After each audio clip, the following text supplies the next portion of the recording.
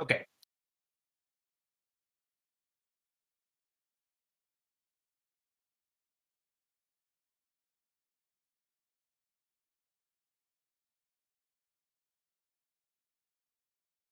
Yep.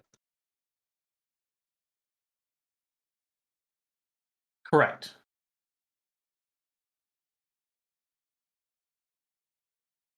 Nope. So your first move is a free action. So you can move at any time too. So you could use that free action if you wanted to attack and then move and use your one free one. You could. The second time you want to do it again is when you would actually start to use this as an action. So yep, yep. So you get a free movement, and then if you want to move again, then you need to spend an action token to be able to move around again. Some of your special abilities also do let you move too, depending on the ability itself.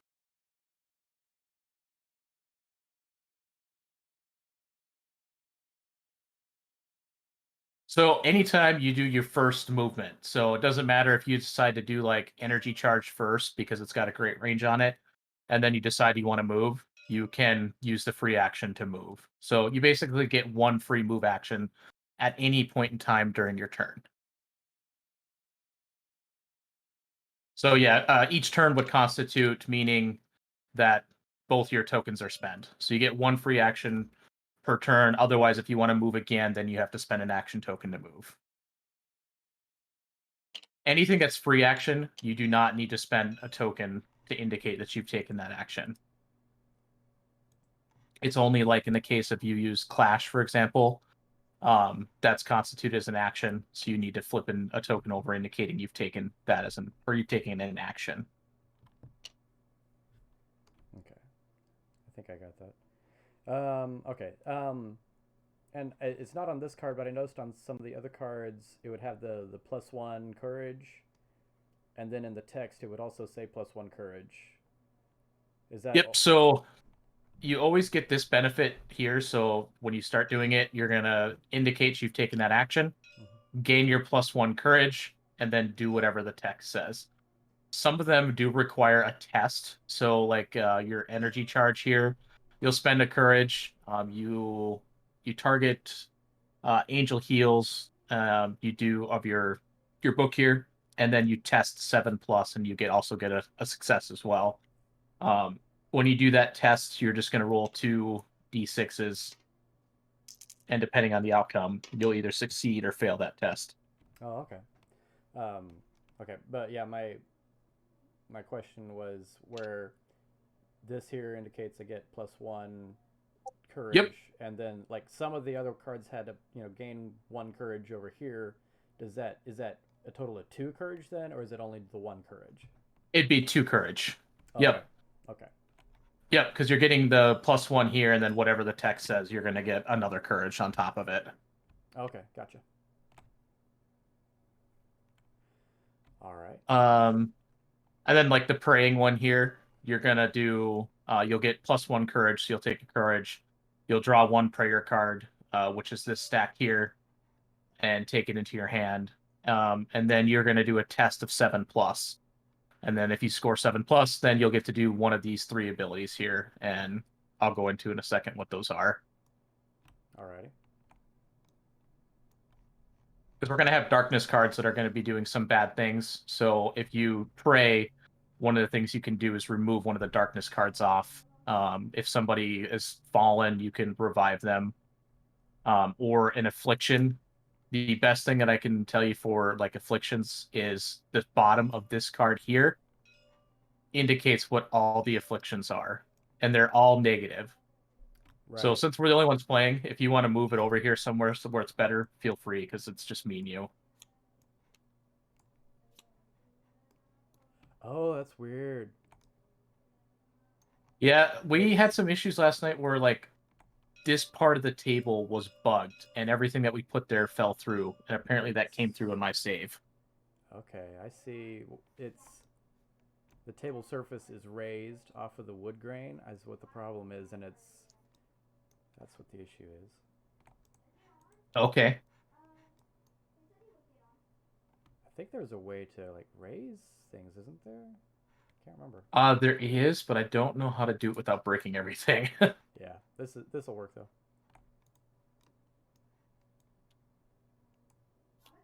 Oh. All right. And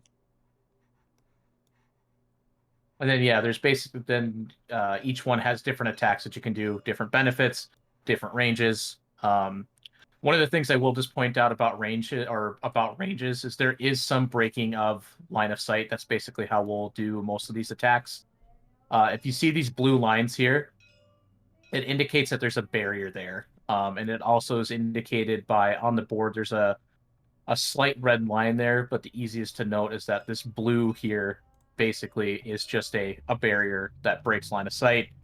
You can't move through it, you have to go around it, things like that. That applies to both angels and demons both. So it's not like one can move through there and one can't. Alrighty. Um, there also is some heavenly treasures that you can do basically when we do a level up phase, which I'll get to in a second what that looks like. You can gain some treasure, but basically it's just beneficial stuff. So, like the bottom of the card here, you get an increase to health, so you'll have 1 health and also 1 strength. At the bottom of the card there just indicates that that's your perk. And you can also protect a saint. I forget that you're glitched there, so I'll just do it right there so you can see it. Okay. So Heavenly Treasure is good, but your talents are also good. That's part of when we do the level up phase. You get to draw 2 of these talents and pick one of them. So there's a couple options you can do when you level up, but I'll get there in just a second. Okay. How we determine foes and how we're going against is this battle deck here. I'm going to just shift down there for just a quick second.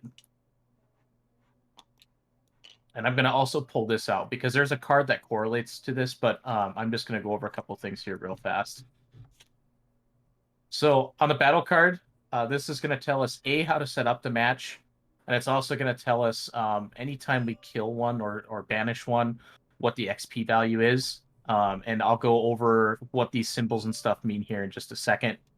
But these cards come out, they get laid out here in a row. Since there's only 2 of us, there only will be 2 cards out. It still is pretty difficult though.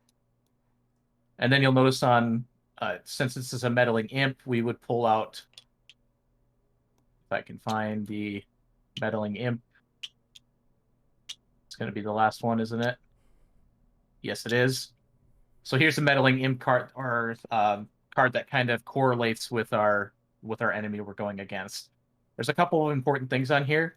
Health is in the upper right. So this each meddling imp has a health of 4. And there's also the XP value listed here. So 1 XP when we defeat 1 imp. And since this card tells us how to set up, there will be 3 meddling imps. So there's 3 spots on the, or there's actually 6, but we'll track health and stuff and any negative status effects that we give to the meddling imps on the respective one.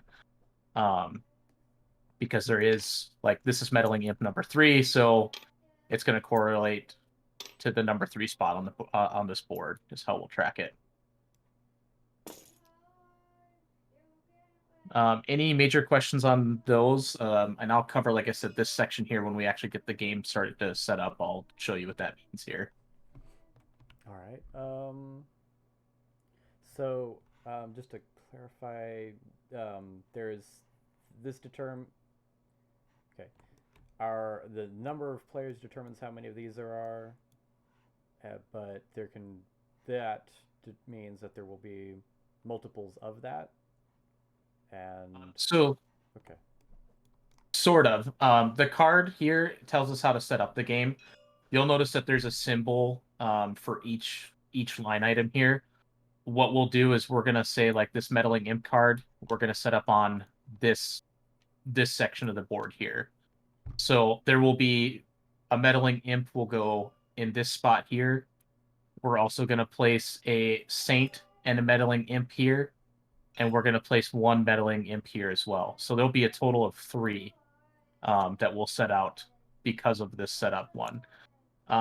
Once we set up, like, this board, for example, here, you can see that based off of this card here, we're going to place a saint here, and we're going to place an abomination there. So there only will be 1 abomination out. I got you. Okay. All right. So I'll go ahead and And we track the conditions on them over here, or where do we track the conditions on them? yes, we will track them there. So like any damage that the enemies take, there's damage indicators. So if we damage meddling imp number 1, we'll indicate so. Okay. What I would recommend is not stacking these on top of each other because there is a bug where Okay. it kind of gets hard to see too. On top of, we can flip these over for 5. So I would just say stack them off to the side. We'll have to, if we get a ton of them, like we'll have to figure out how to best stack them somewhere, but we'll kind of stack them off to the side probably. Alrighty. I guess that's good to go. Um, Is there numbers on the correlating uh, minis? yes. So like this guy here is labeled as meddling imp number 3. Okay, I see. And if you look on his art too, it shows the number 3 on it. Yeah. Okay. All right, I'm gonna drop these back in the bag.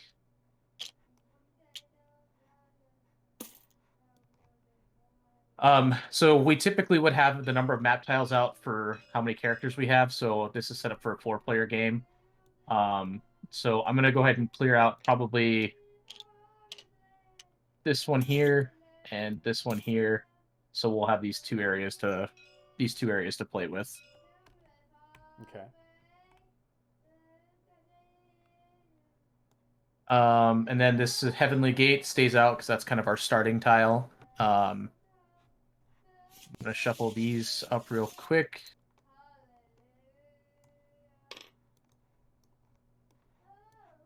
And let's see who we're gonna end up going against. So the way I do this is just from left to right. Is usually the first. So the Masked Evil we'll set up on this board. The Abomination we're gonna set up on this board here. So we need an Abomination, which is not going to be good. And we need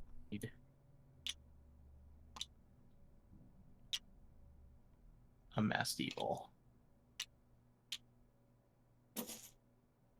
And I'm going to just search the bag here quick. We need one Abomination. All right, so here's Abomination number 1. And we need 2 Masked Evils.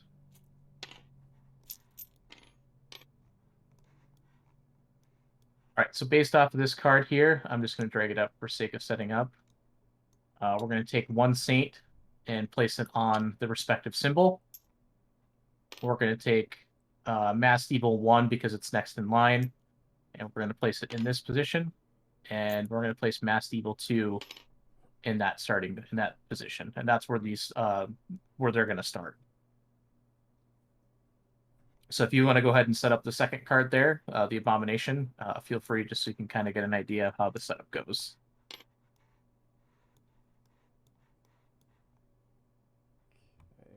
Okay. Saint goes there.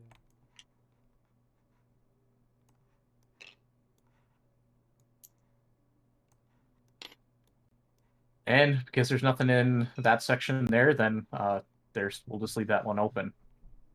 How we track that these have taken their turn is by these action tokens here. So whoever goes first in this game, whether it's you or me, we'll take our action first. Then the Masked Evil will go. I'll probably help you out with the first turn, but basically after that, we'll just turn this over to indicate that they've went. Then the second player Angel will go, and then the second player will control the second or the demon as well, so the Abomination. Okay. Couple of things just to note here that I didn't get into earlier, but I'll go ahead and get into now, is that there is a skill tree that these guys use to make basically their attacking decisions. I'm just going to duplicate 2 things real quick. because it's going to make life a lot easier as far as doing damage and stuff.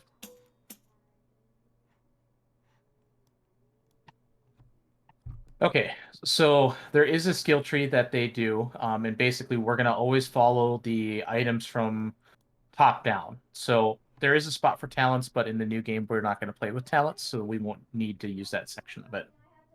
Um, so basically, these lightning symbols mean that we do that action instantaneously. It happens. So in this case of the abomination, the first thing it's going to do is captive audience. It's got an unlimited range because it's got that, or I'm sorry, it's got an asterisk there on the range, so it's kind of dependent on the actual text. So it says on success, afflict adjacent angels with root. So if we were next to it, we would become rooted. The card, your status effect card, lists all what the negative ones are, and there is a respective token that applies with it. So if you're never not sure, you can just refer back to that card. But basically, root is the bearer's next movement is reduced to 0, so we're stuck. But it has to pass the test of 7+. So we're gonna roll the dice. In this case, it got a 7. So if anybody was adjacent to the abomination, they would become afflicted, or I'm sorry, rooted. Once that's done, you'll see that he only gets one action. And how we decide what action he does is we're going to roll one dice. In this case, he got a 5. And so we're going to go to the 5-6 section, and we're going to do what the 5-6 section says. So in this case, the abomination would gain 1 shield. Then he gets to do another action. So we will roll the dice again and see he got a 4. So then we will proceed with Tremor, which is a range of unlimited and a movement of 5. So that's how we'll decide what action the demons are going to take. Okay.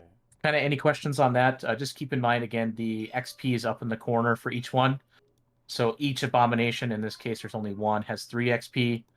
Each masked evil, in this case, there is 2 of them out, will have 2 XP. Okay. Okay. So is the shield token thing that would lay down here, or? Yep. So this guy would number one, because there's only one of them. But yeah, we would Right. put a shield token on the number 1 spot to indicate that. All right. I don't remember Um, seeing shield. Yeah. What does shield do? Shield gives them basically they can take 1 extra damage. Okay. I'm sorry, that prevents 1 damage, so they're shielded by 1 damage. Okay. Alrighty. Um, I'm just gonna double check the text does say that the correct way, because most of the time, yeah, 1 shield token per damage dealt. So in this case, the first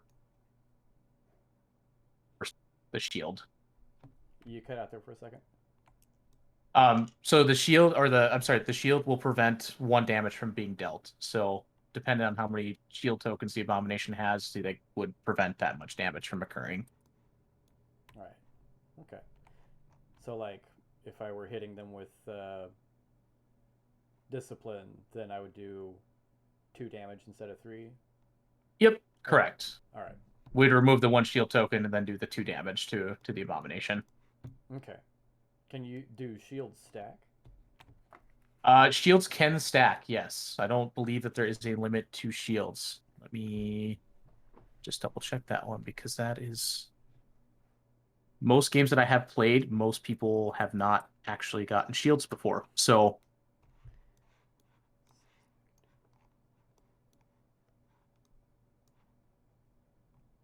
can stack up to 5 times is all. So there's a Okay. max limit of 5. All right. Is that something Gabriel does? Um, Apparently not. Gabriel does not Okay. know. I thought I saw one of them that did that, but yeah, I couldn't remember which one. All right, so the last thing I'm going to kind of move to here, since we've got the game set up and kind of talked about the we can start on either side here, so we'll kind of quarterback where we want to start and start talking about that in a few moments here. But we can basically start anywhere on this heavenly gate tile. So, but stay tuned. We'll kind of get back to that here in just a second. Okay. So these darkness cards here are bad news. They're bad things that happen. Um, Basically, what's going to happen is once we kind of move through this round order here, so for darkness phase, the first thing we're going to do is we're going to place one card per player. So we're going to place two cards out. Since this is the first round, we skip this part. But any saints who are oppressed would cause us to place two more darkness cards. How we get them to be unoppressed is we need to, once you land next to them, so once you land next to an oppressed saint, we can flip the tile over, causing it to flip to the light side.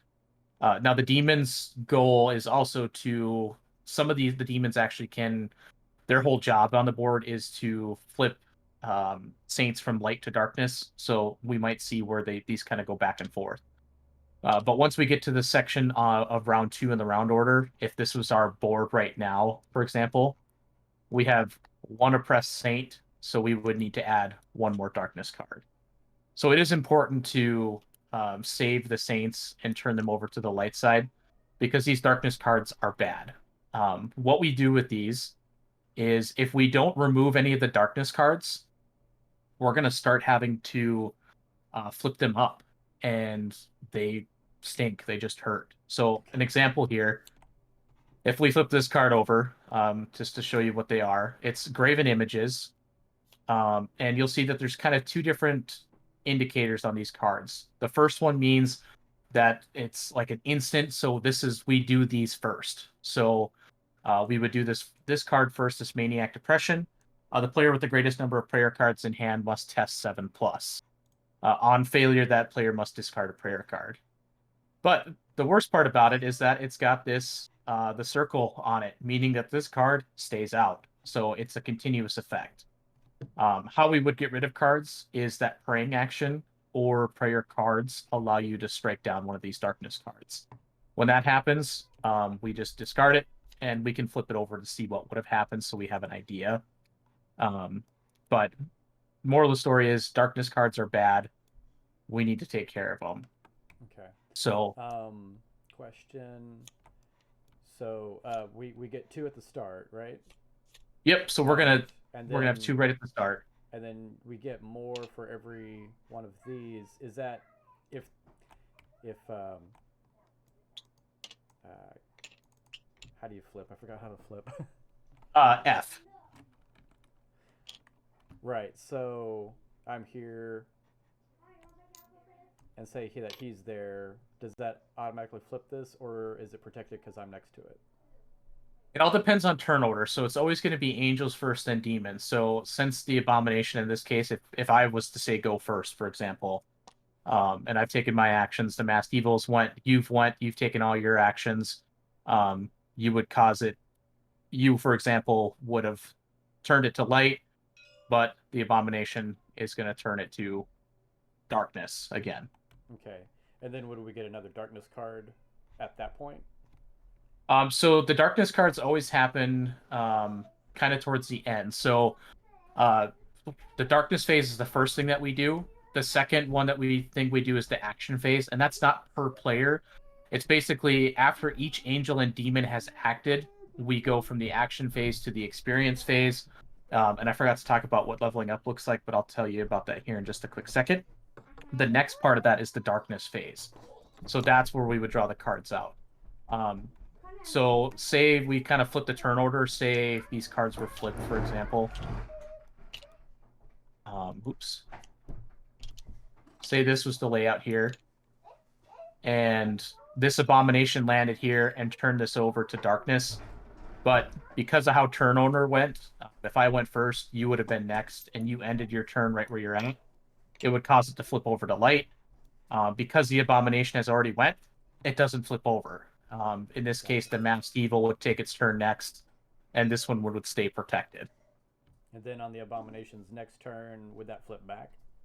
Yeah, it would basically flip back unless you moved away or for some reason the abomination wanted to target you specifically. Because again, keep in mind that not every demon's objective is saints. Sometimes it's just merely doing damage to you as an angel. Okay.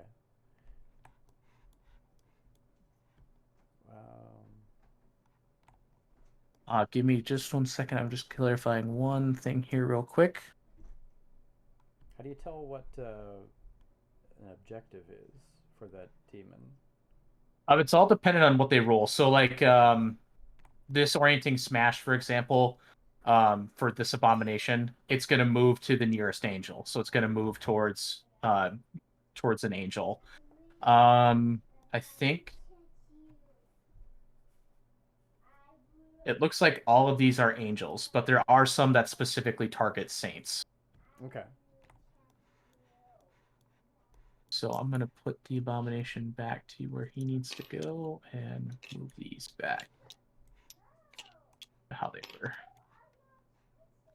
Okay. And then I'm going to shuffle darkness cards because I moved them out. And anytime we flip over one of these oppressed saints, we also gain an XP. So XP is good. We want XP. So anytime Right. we flip it over from oppressed to saved or to the light, we gain 1 XP. And even if the demon flips it back, we don't lose that XP. We still have that XP. Okay. And if that flips over again, do we get more XP or? Yep. Okay. Yep. So if we take it from oppressed to the light again, we would gain another XP. Okay. My other question was, does that affect the saint, or does it have to be on the sides? It needs to be either on or adjacent to it. Okay, but right. So I don't believe diagonally would apply to it. It needs That's to be okay. adjacent to it. Okay, that answers that question.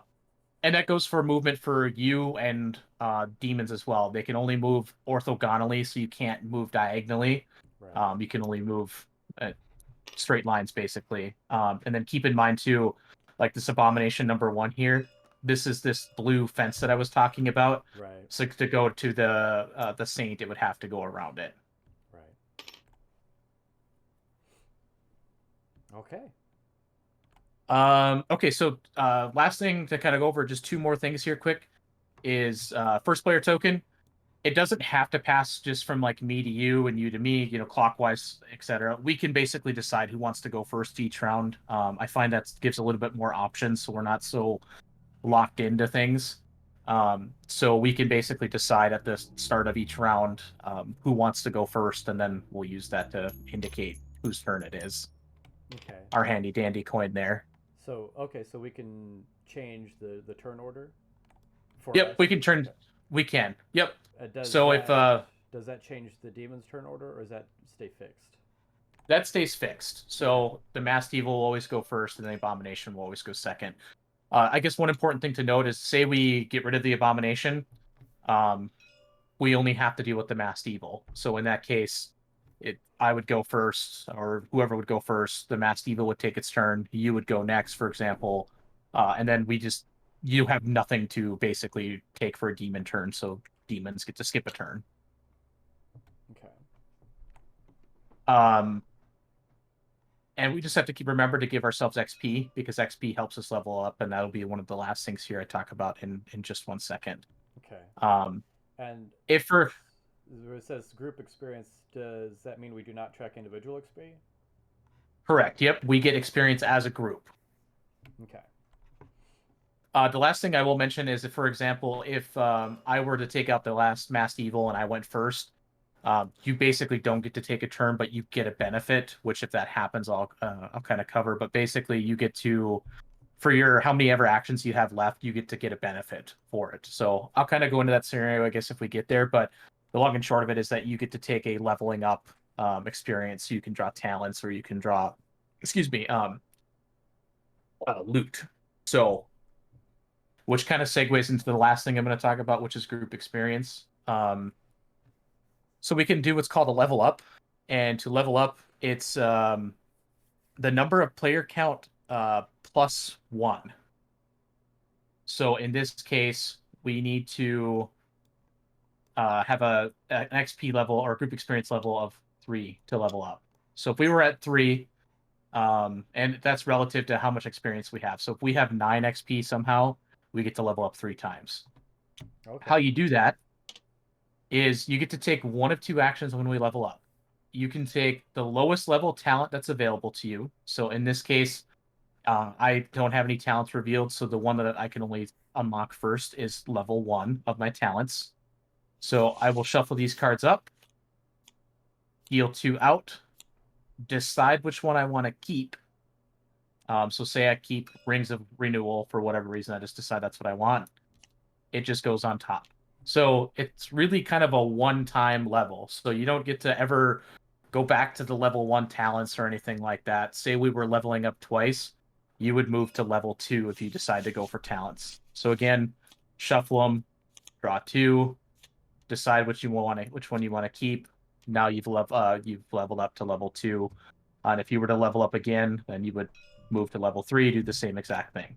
So it's kind of there's 4 talents or 5 talents depending on which stack. Some I think even have 6, but you only get to draw 2, decide which one you want to keep, and the rest basically just kind of get discarded. Okay. The last thing you can do is you can decide to take some heavenly treasure. That's kind of what I talked about earlier before. You draw 2, decide which one you want to keep, and you get rid of the rest of them. Some of them are kind of instantaneous, like this Dune Shade Myths, these gloves. You'll notice that it has the lightning bolt on it. So when it says when you first gain this item, cast down a darkness card. So you would cast down the darkness card, but you get to keep it because you get a benefit of an extra health and an extra hammer. I can't remember which that one is, but Discipline. discipline. Yes, thank you. You would gain an extra discipline. So you don't ever get that perk again, but you get the perk of having a health and a discipline to gain. Okay. So if you decide you want that one, we'll just discard that one, and you can just place it off to the side here. You can only have a max of 5 of these cards, so Okay. that's one thing to note. So you said something earlier. If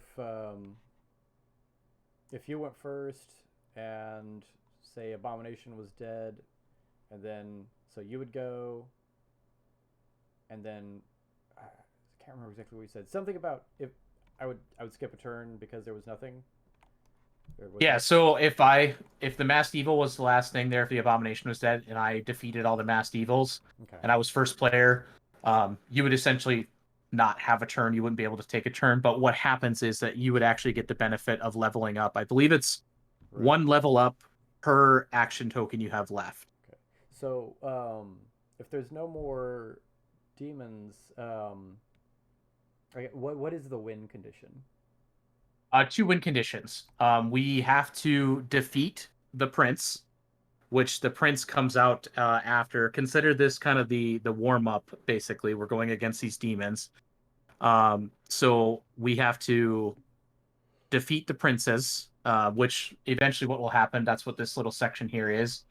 You can't see it, but there are prince cards and prince player boards inside of there, which will come out. So that's one win condition is that we have to basically defeat the princess. And basically that's the one win condition. I mean, we have to kind of go through everything. If it gets to be too long and we can't get to like the full prince battle, I mean, I would consider it a win if we get through these first 2 or this first round here of killing these things. But based off of time length, we've got 2 hours to play and it's only me and you. I feel like we could actually get into a prince battle and we can see how far we get into it. Okay. But technically, the true win condition is that once the prince comes out, you have to defeat the prince and all the minions because the once we defeat the prince, it's not an instant win. We have to finish defeating the rest of the demons because there will be more minions that come out once the fallen prince comes on the board. Um, Okay. and the fallen princes have a lot of health. I'm talking like 30, 40 plus health. So it will be a hard battle, but That's Yeah. where the talents and leveling up come really into play because it will help us along and be able to help us do enough damage to hopefully take down a prince. Okay. So if we kill off these demons, is that when the prince comes out? Yep, Okay. correct. So we'll go through here now. We'll play for as long as possible. Either the lose conditions are if we both get knocked out, then we've lost the game. But yeah, if we can get through here and knock out these two demons, then the prince would come out, and then we would go from there. Alrighty. I guess I'm as ready as I'll ever be. All right. Do you want me to take the first turn just so you can kind of get a feel for everything, or do you feel comfortable going first? It's up to you. No, I'll let you go first. Okay. Um,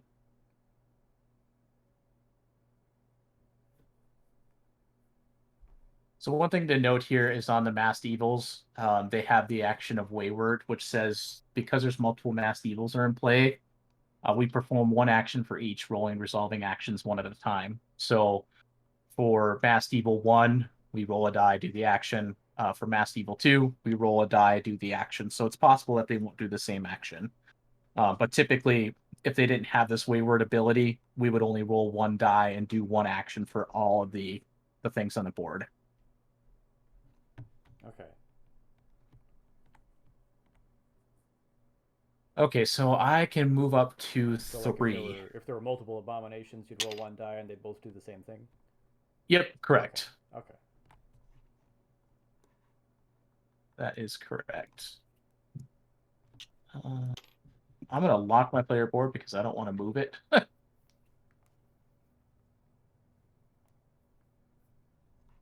And I think I'm actually going to start on this side.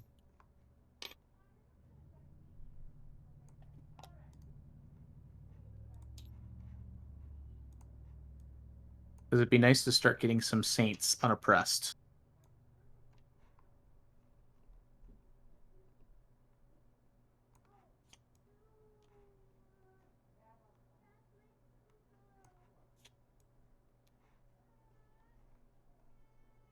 All right, give me just one quick second here.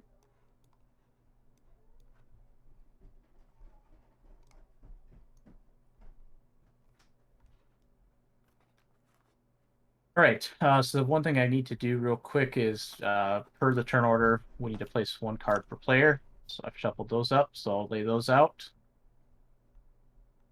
We skipped the adding per press saint because it's the first time we're playing. We do not do the rest of that at this point. We move right into the action phase. So, all right. So let's see what I can do for damage here, potentially. I've got 2 available, and I have a range of...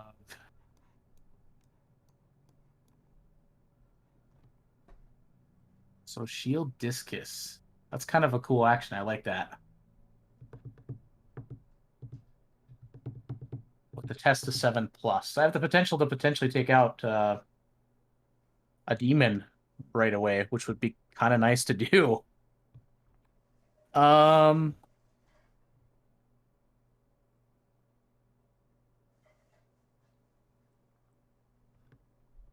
I'm just checking to see if because I'm next to that saint and I'm starting over there, if it flips right away, but I believe that it does. Because I think it just says as long as you moved ends on or adjacent to a space. Okay, so it doesn't. Okay, so what's my movement again? It is a movement of 3. So 1, 2. I might just move right into here and start doing some damage to a masked evil. So that way we can kind of start hopefully getting some down. But that leaves potentially leaves the saint open, but maybe I can use my second action to move back Oh, and turn that one back over. where do I start from? Just anywhere along in here? Yep, I believe anywhere along in there is where we can start. I'm just triple checking to make sure because that's the way we've played.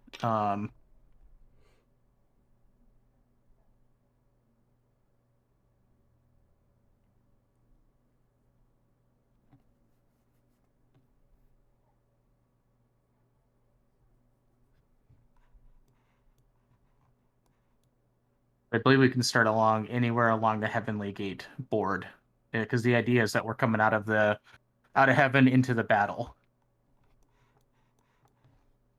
Actually, okay, they do have it indicated now. It looks. Oh no, that's not that. That's just a section of it. Attach the take level 1 and 2 cards. Yeah, we're not doing that because it's a new game.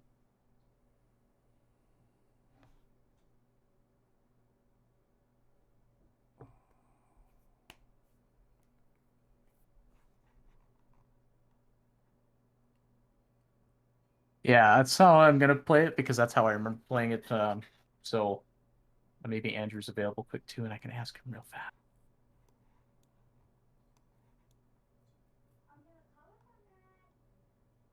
See if he's got it on the quick start guide here too. How do you tell how far the demons move? The ability that they have. So once we do the roll for them, is how far they move. So if the masked evil rolled a 2, for example, we would go Oh, over there it is. here and do the die, and it's a Okay. movement of 5. Gotcha. I was overlooking that part. Oh yeah, no problem.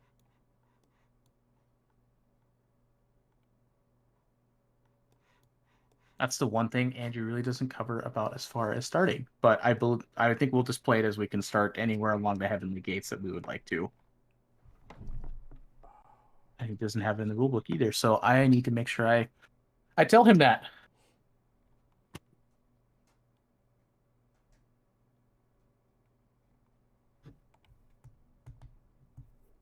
Okay. Well, we'll just do that. So I'm going to go 1, 2, 3 for my free movement because I'm going to take that right off the bat. And then I am going to go ahead and do the shield discus as an. I get a free one actually, so. Did the saint not flip because you started next to it?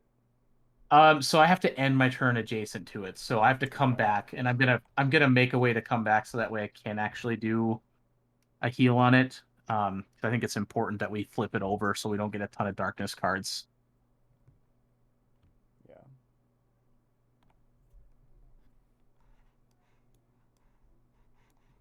So I took the free action of movement, and actually my first shield discus is a free action. So I think I'm gonna take it as the free action first. Because it's got that first symbol or that symbol there. Yeah. Okay. So I'm going to discard my 2 courage tokens. I'll make sure I'm throwing it to the right one here. It's 2 courage. I'm going to do 3 damage to the masked evil 2 here, which it only needs 2 damage. So it's actually going to defeat it. And what I have been doing is to indicate that it's defeated is I'm going to just drop it back here to note that it's been defeated. Okay. Where's its health at? Because up here it says 8. Oh, I'm sorry. It is 8. I was looking at the wrong thing. Thank you. All right, so that is 3 damage plus I need to do a check to see if I can do 1 more damage to it.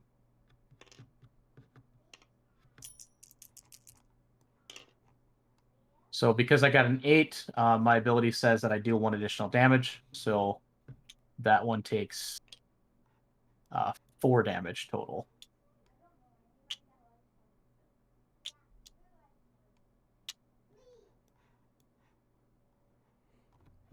And I probably should move back because I want to make sure we save that saint if we can. Unless I should attack again and try to just knock out one of the masked evils, but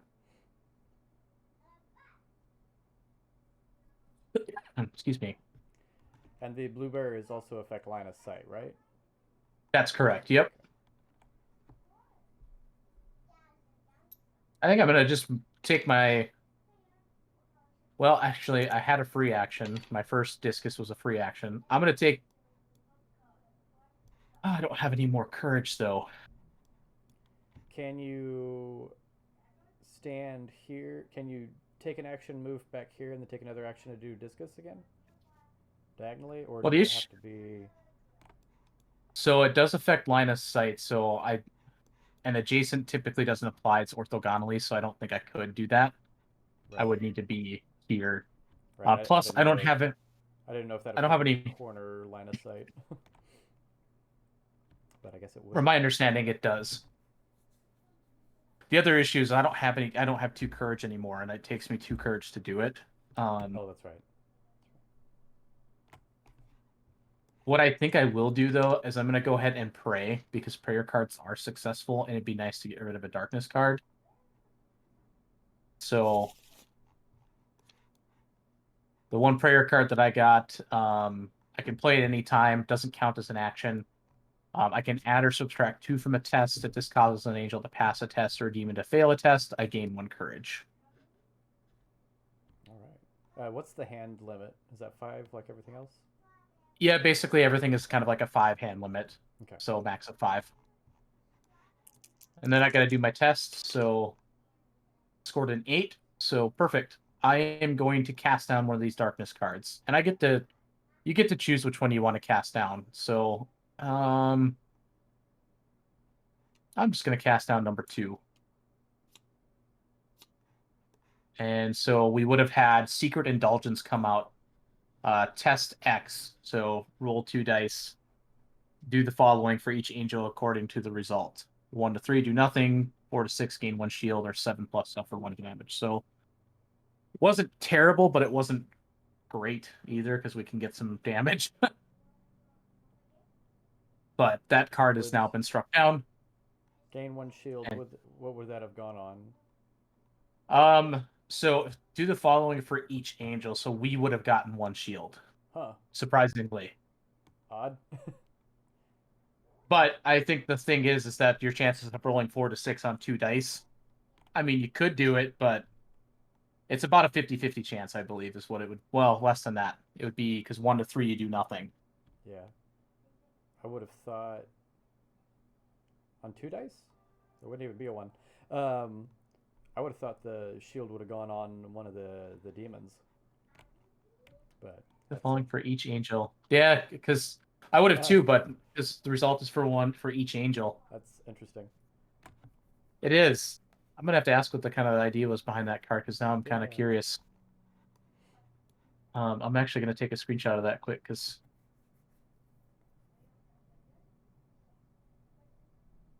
I like that idea, but the same vein, like to me, those cards tend to battle or favor the demons. Yeah. So I could more see doing like a demon gains 1 shield or something. Right. I was just yeah, exactly. I was kind of surprised when I saw that. So I'm actually gonna just before so I don't forget, I'm gonna throw this in here quick.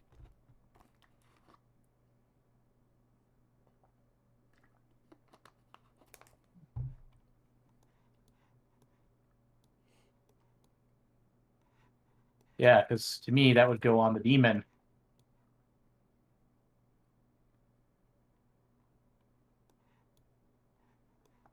Okay, and then for the last movement action, I'm gonna probably just move back and kind of position myself here to also kind of get hit, and I'm gonna save that saint. And because I prayed, the one thing I forgot to do was take a courage token, so I'm gonna do that and place it on my player board here. Okay. So that's the end of Gabriel's turn because I have no more action tokens. So now I'm gonna go ahead and move to the Masked Evil's turn. And because of the Wayward ability, it says that we're gonna roll 1 dice and do 1 action. So for Masked Evil 1, we rolled a 3, so we're gonna go to the decision tree, which is gonna do Deadly Gambit. Reveal the top 2 cards of the Darkness deck. So here's the top 2. Angels suffer 2 damage for each revealed lightning bolt, divided however players choose, then discard the cards. So unfortunately, we got 2 of them. So it means we need to take 4 damage, and we can decide how we want to split that up. And then those cards just go away because that was just for that ability. Okay. Yep. So then the cards just go away.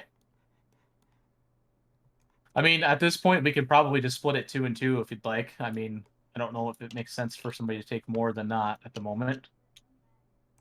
More damage or So it'd be 2 damage to each is I think how we should split it, unless you have anything else you'd like to see. angels suffer 2 damage for each revealed lightning. And so we had a total Divided. of Divided 4 how many damage? damage. Okay. Well, Yep. how much health does Gabriel have? I have 14 health. Okay, I have 15, so I'll take 3. Okay. I'm good with that. All right, so that was the Masked Evil number 1, and it didn't move at all. So then we'll do Masked Evil number 2, which Masked Evil number 2 rolls a 5. So again, going to the decision tree, we're going to do Alluring Trance, and this has an infinite range. So each angel is dealt 1 damage, then must move 3 spaces toward a Masked Evil. So on top of that, we're both going to take 1 more damage as well, because it's each angel, which there's 2 of us on the board. And then we must move 3 spaces toward Masked Evil. So I have to move 3 spaces towards the Masked Evil number 2, and same as you. So I have to move toward the same Masked Evil? Yep, because this is Masked Evil's 2 taking this action. Right. Okay. So I would say you probably would end up there, because that's the shortest route to get to Masked Evil number 2. Can we move through each other's spaces? We can move through each other's spaces. It just displaces us. So it would push me basically back 1 if we ever did that. You can move through angels. So like if you're moving through me, I believe it is, there's no kind of effect for that. But I'm going to just triple check movement real fast, especially with 2 of us. It could happen. Orthogonal, yep. Yeah, so you can move through either angel or demon, but you just can't end their movement on a space occupied by a character of the opposing side. Okay. So we can move through them also? Yep, we can move through them also. So, but what you were saying, like, if I were to move through, that would displace you, or if I land on your spot, that would displace you?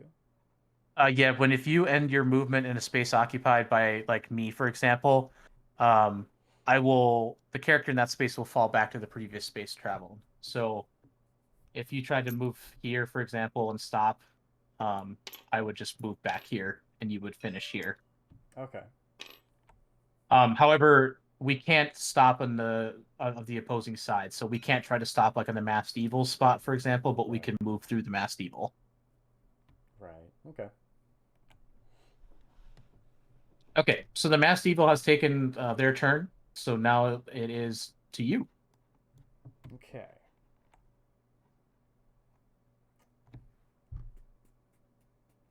Well, I was going to go after the other guy down here, but I'm too far away to do that now. Yeah, you've got a lot of movement that you would have to do. Yeah. Let's see. I can... So the first advance is free, and then I have that. And the second... Yep, Could and I the second one you could would I do burn a up cost. both my actions and move 3 times? You could. Yeah. Okay. So you could... Well, what you could do is use the first one for free, so you could move 3 for free, and then, yeah, you could burn another one and move another 3, and burn another one and move another 3. Yeah. And I could get down there in 1 turn. You could.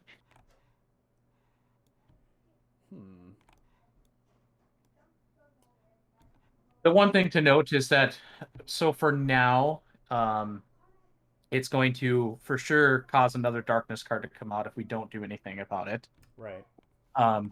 Which, it's getting them stacked up, especially. So one thing to note is like if we have all 5 cards down here, we don't necessarily flip over the cards. It's dependent on how things happen. But say we had 5 down here, and we get to a point where we need to add 2 more. We don't add any more. Instead, what we start doing is we start flipping cards over, is how that works. Okay. So we would flip over the number of cards that we need to place. So we would place 2 in this case if we can't place 2 down. Okay. I see. So, are you comfortable taking on 2 masked evils by your I mean, lonesome? right now I'm okay because I feel like if I can get one of them down, then we only really kind of have to deal with the one. So if I can, what I might end up doing is praying again next turn, and then I would have enough to do my shield discus. So I think I'm okay at the moment. The abomination's going to start getting scary quickly Yeah, that's what I was thinking. because he hits hard. All it takes is that tremor to hit, and it would take 4 damage away. The disorientating smash would do 5 damage, and it roots you, so you can't even move. So Yeah, I think I'm going to. I think I want to do that. Um, and move clear down to here. 2, 3, 4, 5, 6, 7. What? Really? 1, 2, 3, 4, 5, 6, 7, 8. And I can't stand on the saint, can I? you can stand on the saint, Oh, actually.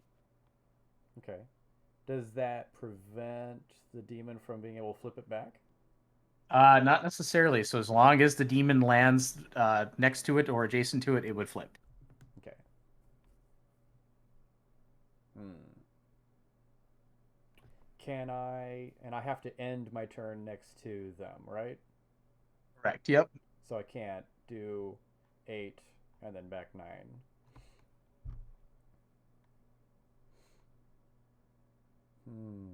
Alrighty. I will just go ahead and go there, I guess.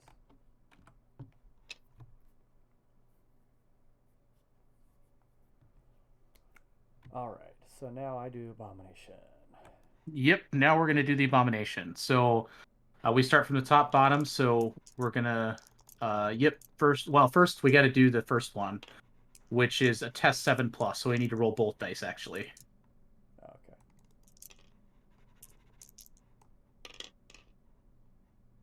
One tip you can do too, if you prefer not to try to do the rolling, because I know with the limited space it can be hard too. You can just highlight both of them and hit R, and R will roll the dice for you in midair. Okay, yep, forgot that. I've just make sure you do a couple rolls on it because I feel like otherwise it kind of tends to default to whatever the last die face was. So just press R a couple dozen times in there in the air. So don't hold them. So just drop them, and there you go. Gotcha. Gotcha. Okay. Oh, I So apologize. If I can ask a quick question, I'm looking for the 7 o'clock veterans game. Is this the wrong room, or do you know which room that would be? let me check and see if I can find it for you real quick. Let me see if they've announced where it's at. Give me one quick second here. Do, do, do, do, do, do. They have not announced. It doesn't look like what room it is in. Let me look in one more spot here. Okay. I apologize for interrupting. Oh yeah, no problem. You're at the 7 p.m. you said, right? I believe so, yes. That one's at 9. I do not see which room. I would let me just make sure there is one scheduled for that time here. Hang on a second. With Right Mad. Um Right, mad. Yeah, when I look on the okay. server, I see 4 servers, but again, Ben they're is all online, but I don't see that he is in the game. I will ping him for you though, and just I will ping him in the Deliverance Con main room there for you. I would just say keep an eye on there. gotcha. And who is it that I'm looking for? Um, Right Mad is the guy. Right, mad. Okay. Yep, I will ping both of you in here for it. Okay.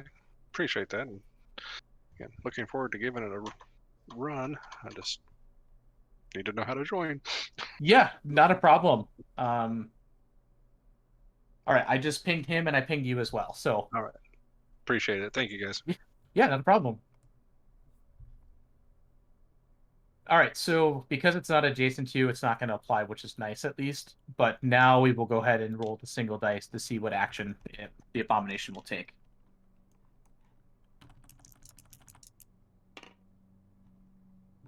So it will go into the tree. Will take action 2. So range 1, movement of 5. Engages the nearest angel. So Range it's just 1, gonna that's just adjacent, isn't it? Or just adjacent. Yep. So most likely the abomination's just gonna go 1, 2, 2, 3, and pop right next to you. okay. It was a 2, right? Yep. Yeah. Then it would deal 5 damage to you, and then it will root you in place. Ouch.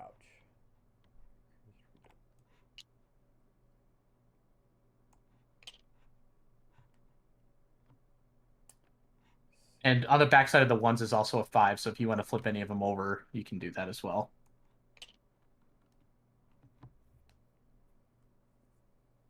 Okay, not looking pretty. No, it's looking like we're going to be taking some good damage there, so... Alright, is that it for Abomination then? Yes, so there's only one abomination, so the abomination has taken its turn then, so we'll turn that over to indicate so. Now if we go to the round order, each angel and demon has taken the turn. Oh, the one thing I forgot to do is we got 2 experience, because I flipped 1 saint yeah. over, you flipped 1 saint over, so we got a total of 2 XP. We don't have enough to do a level up phase quite yet, but we're getting there. So we've moved to the level up or the experience phase. Unfortunately, we don't get to do that yet. So now we're going to bump back up to the darkness phase. So we're going to place 1 card per player. So 2 cards go out. Because none of the saints are oppressed, we don't have to place anymore. Thankfully, because we have not met the max yet, these cards do not flip over yet. Okay. However, if any of the saints become oppressed this round and we don't fix it, there's the potential we might have to flip cards over. Okay. So far we're still okay though. And we don't have any face-up cards though because we didn't have to do any of the darkness phase right now. With 4 players, you start flipping those cards over real fast. Yeah, I bet.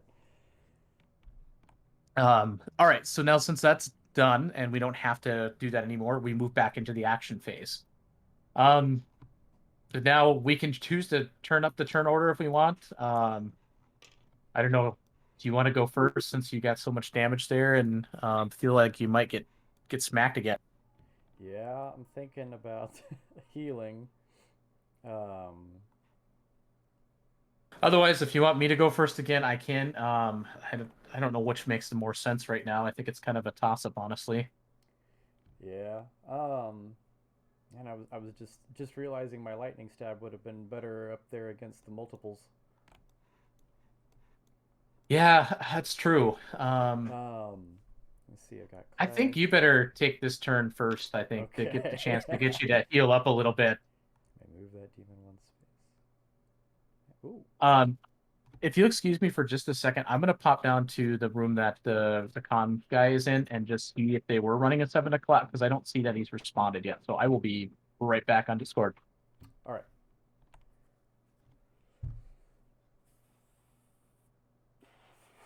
Let's see.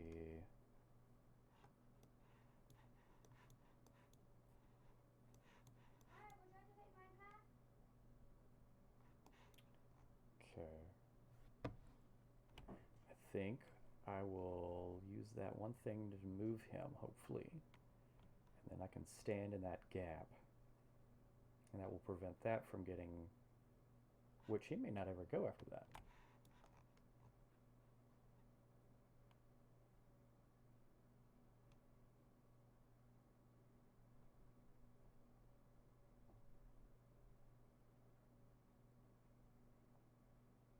need to know how long root lasts, because I can't move right now. That's right.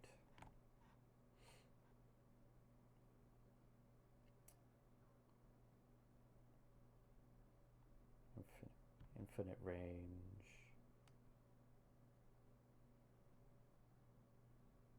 Ignores barriers. Ouch. Each angel, 4 damage. Stone scan. Shield. Uses another action. Oh man, I could see that being rolled a few times. Curse, the time zone's got me. Oh. Their game is not quite yet. It will be later on. It's 7 o'clock Pacific time. Yeah. That's gonna be 9 our time, isn't it? Yep, 9 our time. All right. So what I was thinking of doing was using my ability to move him 1 space, but then I realized I'm rooted. So I may just double energy charge. How long does root last? So root is gonna go away after this turn. So you can't move right now after your turn is finished. Your movement's reduced to 0. You can't move. You're gonna take the rest of your actions, then root is gonna go away. Okay. But there's the potential that you might get rooted again. Right. So let's see. I can heal up to 2 if I do that. Okay. So I'll do that.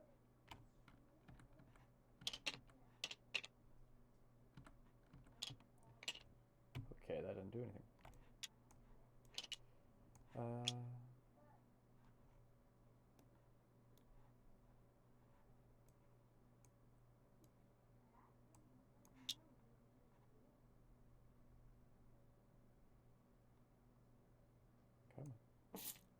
There you go.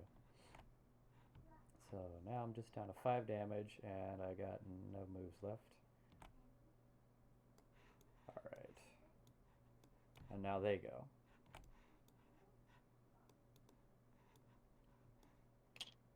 Alright. Play. So I just roll 1 die for these right now, right? Yep, correct. So we're gonna roll 1 die. So it'll be Masked Evil 1 will take its turn. Okay. Which is Deadly Gambit, which reveal the top 2 of the Darkness cards. So 2 damage. So we get a total of 4 damage again. Oh. Ouch. Okay. Split amongst us however we would wish, though. Okay, you got 2 on you, and I got 5 on me. If you want me to take it all because you're kind of next to a guy who's going to be doing some major damage, maybe I should. That works for me. I think it might be smart to do that, so I'll take a total of 6 damage right now. And then roll for Masked Evil number 2. Oh, no. Yep, come on. The same thing. So yes, we get to reveal cards again and hope we don't get destroyed here. Okay, Nice. we'll take it. Works for me. Do these just go over to the side here? Yep, so those will just go on the discard pile over here. Alright. If you'll pardon me here, I'm just going to see if there's a slot earlier for this individual for Torn. I will be there in just 1 quick second.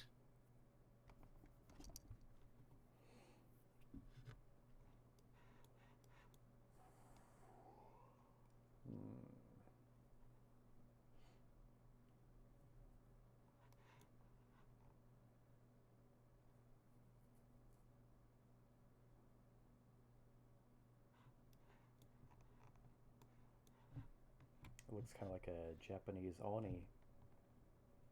And it does.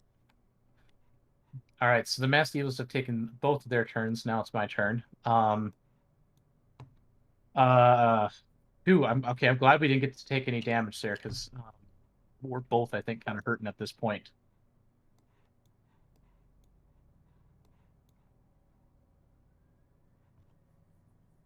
All right.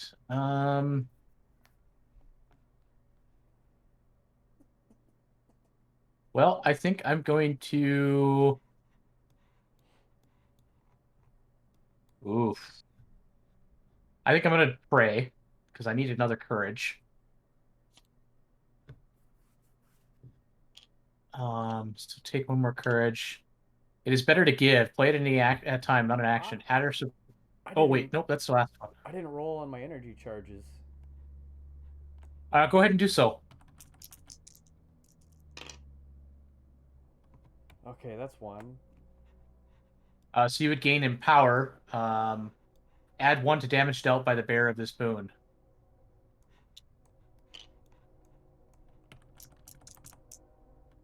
Did you do 2 of them? Yeah, I did too, but my other one was Okay. below 7. And my root's gone And now, you do right? it. Yes, your root is gone now. All right. All right, cool.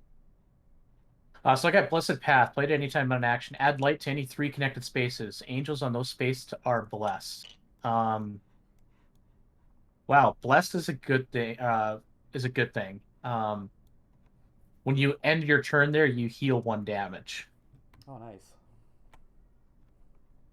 So what I think I might do, I might actually place this one down on you. All right. Just because you are gonna just take so much damage down there that if I can give you a free heal.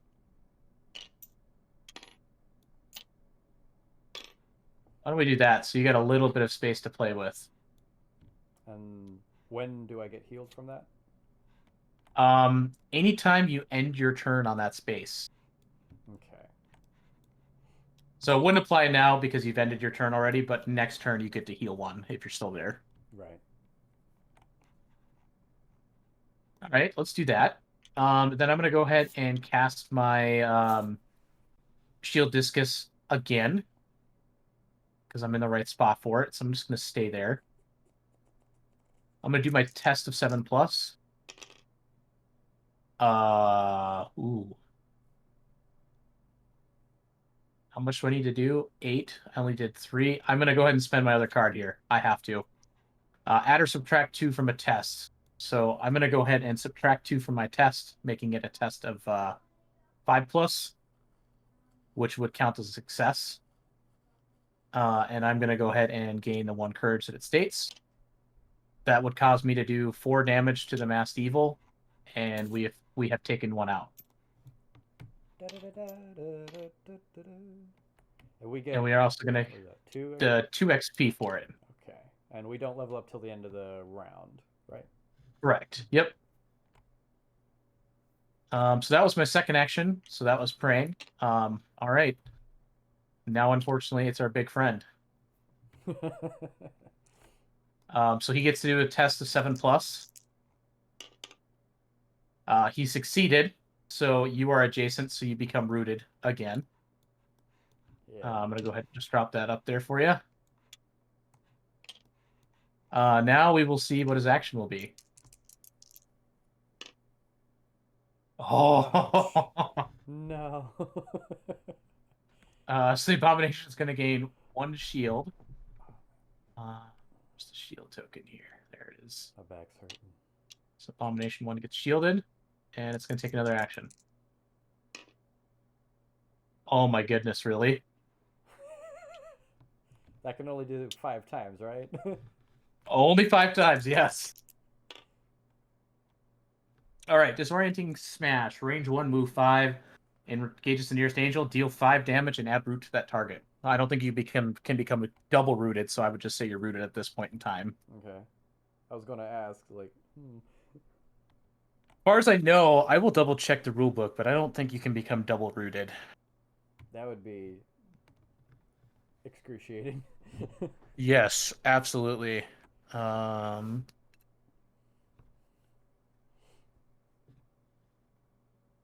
Status effects. You may not stack multiple times unless otherwise indicated by a card or skill. So because it doesn't say it stacks, then you were just rooted. Okay.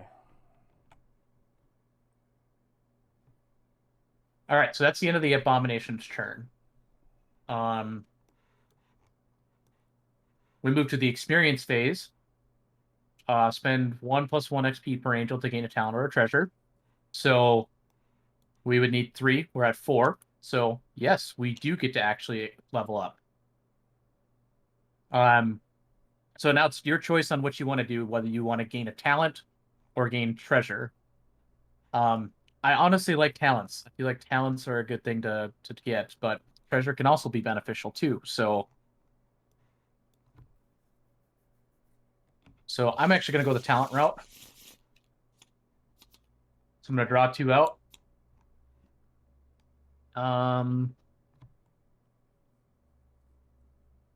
So I can move another angel.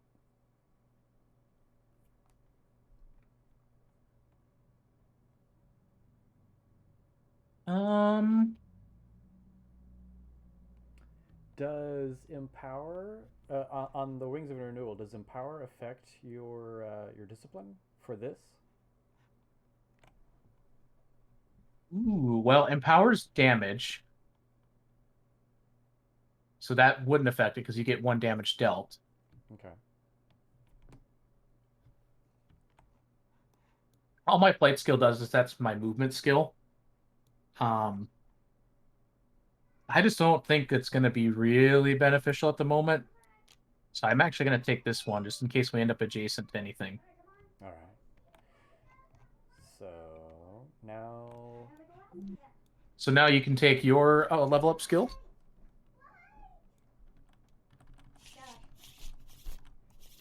Hey. Ooh. Hold on a second. I'm getting handed a bowl of cake batter. No worries.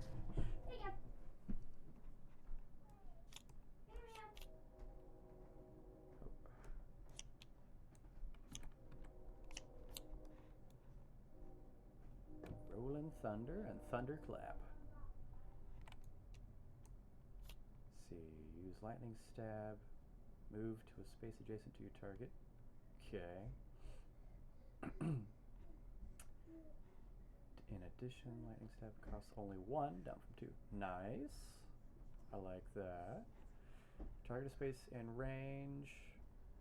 Pay 2. Strike. Range 3. Demons on or adjacent to that space are dealt. No. Yes, No. that's my bowl. You can't have that. If a demon is on the target space, afflict the demon with root. Ha! I'll take Thunderclap. It's not yours. All right. That scene is not yours. That stuff is in that bowl is not yours. That stuff They gave it to me. Sounds good. All right. is mine. Now we move back up to the darkness phase. That Replace 1 stuff card per is player. mine. Did you already have some? What? Yeah.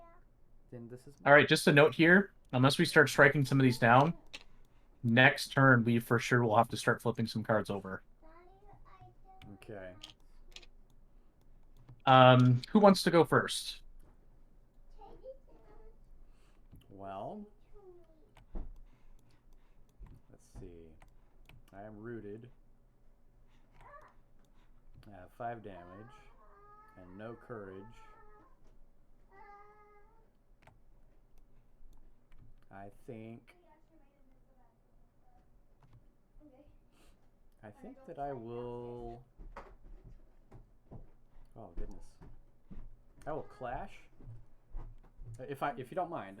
What are you doing? Mommy needs it. I need it. Mommy needs No. Mommy I haven't needs got no. it. Mommy needs it. No. You ask her if Bring you it back. keep Bring it back. Bring it No. back. 1 second. Mister?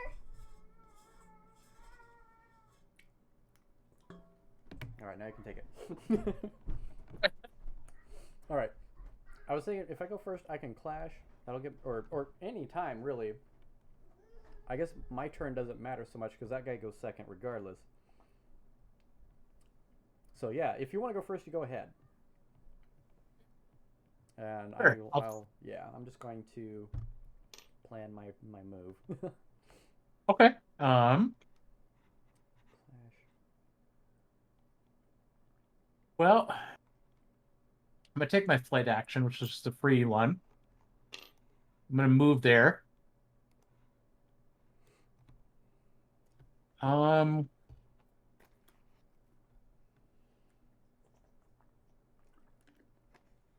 you know what? Actually, no. I'm gonna move right next to it, and I'm gonna take a stab action, which is a range of 1. But I also gain a courage, and I deal 1 damage to the masked evil 1.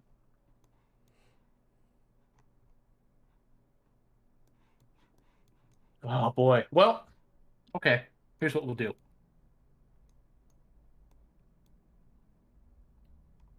My first shield discus is a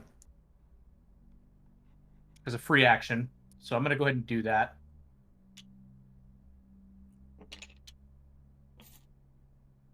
We'll do the test. Oh, that was a terrible test. So that'll be another 3 damage to it.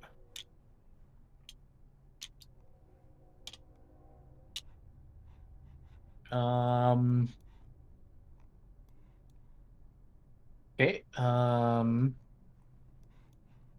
then I'm gonna pray. I'm gonna try to strike down one of these darkness cards if I can. Same. Ooh, success. Okay. Let's go with door number 3.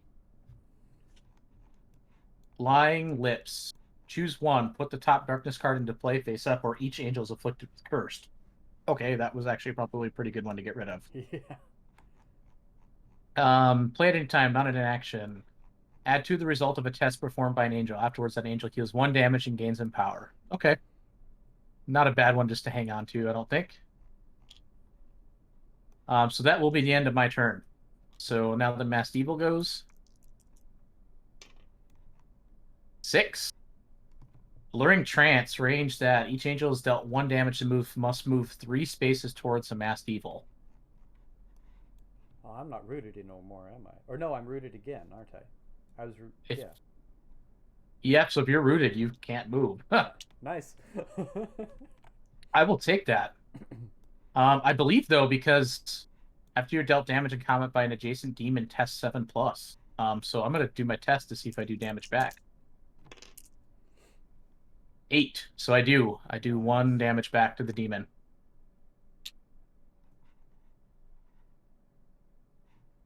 All right, and that's the Masked Evil's turn. So now it is to you. And I take a damage too, right? Or Yes, you do take 1 damage because of that ability. Okay. So I'm still rooted, but he's adjacent to me, so I'm going to clash, and I deal 2 damage, Okay, and that's to the Abomination. and I gain a courage. Actually, right? unfortunately, you do no damage to it because he's got 2 shields. Oh, that's right. Okay. But you knock the shields off at least. All right. Cool. So, and I'm going to move him there, just so he can't. Well, he can't immediately. I guess he can move and then do that. Bleh. All right, and my next one, I'm going to pray.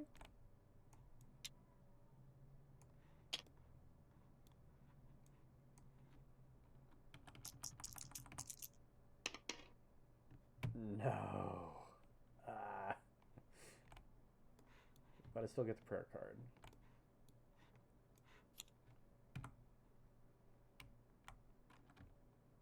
And what'd you get?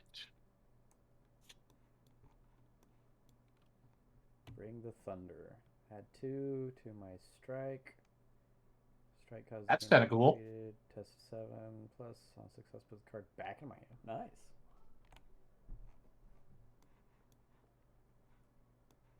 All right. So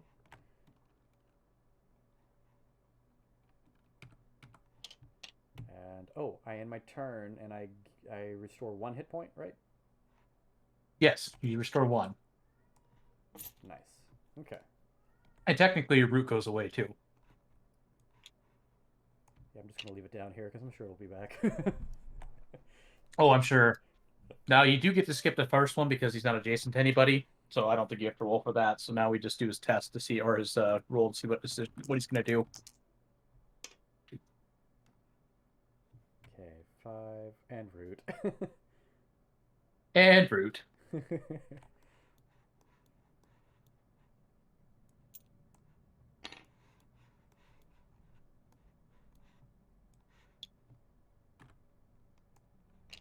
Ouch. Right? Did that do? Oh, that only does 4 damage, not 5. Okay. Whew.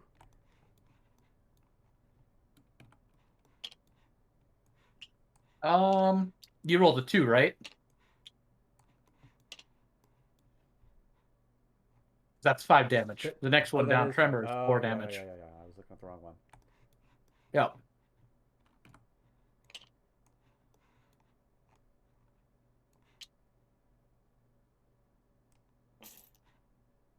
All right. All right, abominations have went. Check experience, which we do not have enough experience to level up yet. We move to darkness phase. Able to place 1 card. However, because 1 card cannot be placed, we now must start flipping cards. Hopelessness. Whenever Angel gains courage, reduce that amount by 1. Oh. Ooh, yeah, So is it possible to gain no courage? it is. Ouch.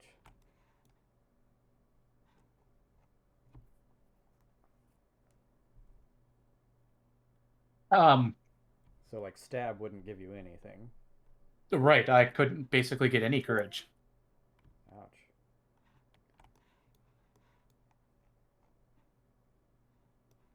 Okay. All right then. Prayers are in order. Yes, very much so. Well then, do you want to start or do you want me to? I'll go. Okay. All right. I have 2 courage currently. See, Thunderclap, pay 2 of those, range 3, target space and range, demons are adjacent to the space deal damage. If damage is on the target space, afflict that demon with root. That costs. Ooh. I'm tempted to clash again, move him away, and then thunderclap. May not be a bad idea. But I also want to pray. Do you want to handle the prayers? Yeah, I can give the prayers a try and see if I can strike that card down. All right. All right. I'll clash, and he doesn't have any shield now, right? So he takes 2. Or no, 3? Correct. Yep, you did. 3 because I have empower. Does the empower go away now? If I use it? Empower, I believe, does go away. Yes, I don't think it's a static effect. I Let did me strike him double last check. time, but he had the shield, and I didn't count that. Should he have 1 damage from last time? I guess It adds shakes up to- out. Yeah. It shakes out the same. Yeah. So All right. So he's got that. actually, no. Empower stays with you. So the only time you're going to lose Empower, so we should add 1 more damage is that status effects last until they are removed by cards, actions, or other effects. So Okay. and Empower doesn't say that it goes away after it's used. So Okay. he should have 4 damage on him then. Nice. I'll take it. So yeah, that happens. He takes that damage, and I'll move him. And then I have to do my. I don't want to. Does line of sight target a space in range? Does that line of sight apply to Thunderclap?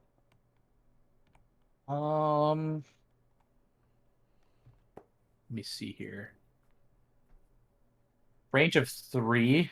Let me see if there's clarification on that. 1 second here, because that's a good question.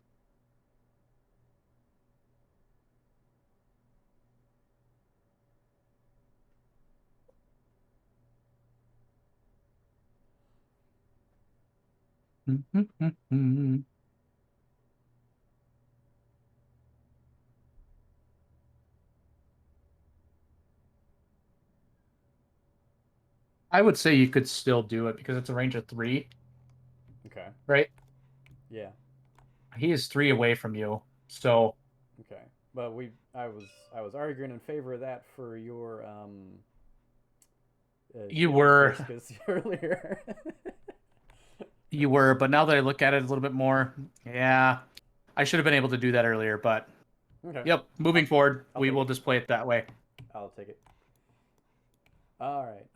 So that I pay these 2. Boop boop, and I flipped that because I did that. And I'm doing that. So he takes an additional 3 damage. And he takes root. There's no tests. Cool. So he's at 1, 2, 3, 4, 5, 6. I'm gonna clean his health up a little bit here. Yeah. Is that 7 total? It looks like so.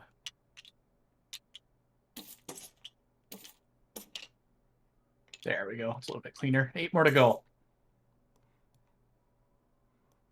All right. And now he's rooted. All right, now the mass evil to you.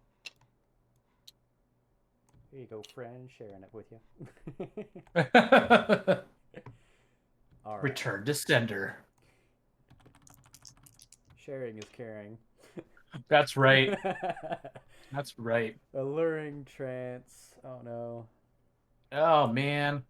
Dealt Well, 1 damage. I can't get any closer to it, so. Oh. And I'm gonna do my check my lashback here. Oh, I lose 1 damage too, don't I? Because I ended on that heal spot. Yeah, so you kind of break even basically, because you're gonna take 1 and lose 1 now because of the alluring trance. Oh, okay. Okay, yeah.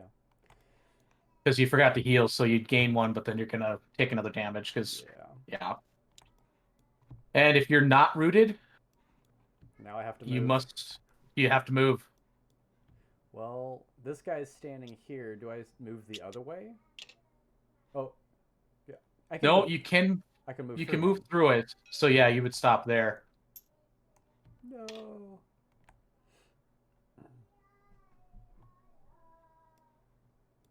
All right.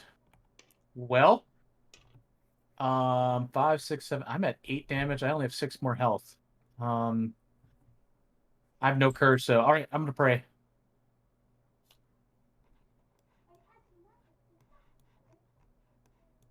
Ooh. I might just give myself to that. Give myself that. Yeah. I think I'm gonna give myself empower. All right. And it's supposed to be an action, but I'm gaining an action back, so it's like a net 0. Right.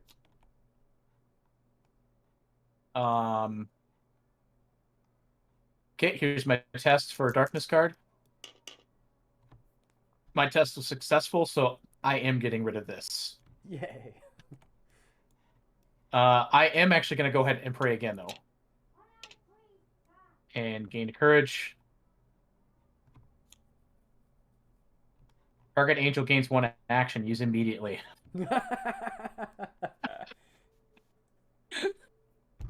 I'm going to target myself. I almost feel like I'm cheating a little bit here, but... Ooh, okay. I failed to strike a darkness card. I'm going to pray again. Yeah. Target angel heals 2 damage. Ooh. Do you have an opportunity to heal yourself or no? Let's see. If I did energy charge, I could. But I don't have any courage right now. Okay. Why don't you go ahead and heal then? I'm gonna go ahead and spend that card. Heal. So heal for 2. All right. I do get to remove a darkness card, so I'm just gonna choose door number 4. Each angel loses 1 courage. If an angel already has 0 courage, that angel is dealt 1 damage instead. Okay, that was a good card to get rid of. Oh yeah. Um. All right, I am just gonna take out this thing. Shield discus time. Right. I don't even need to roll because that's gonna kill it. I'll drop it Nice. to 8 damage. So then we get the 2 XP for it. Oh, actually, you know what? I'm gonna backtrack just a second. I'm gonna play that. Add to the results of that test before to get rid of Oh a card. yeah. And I'm gonna go ahead and remove another one. Yeah. Let's remove that one. After an angel moves, that angel's dealt 1 damage. Ooh, okay, another good one to get rid of. And then I can get empowered again.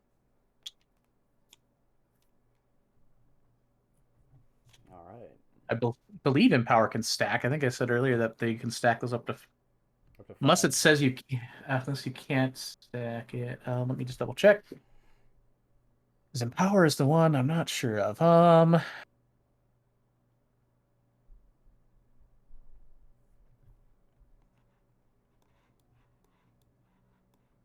They can't stack multiple times unless otherwise indicated by a card or skill.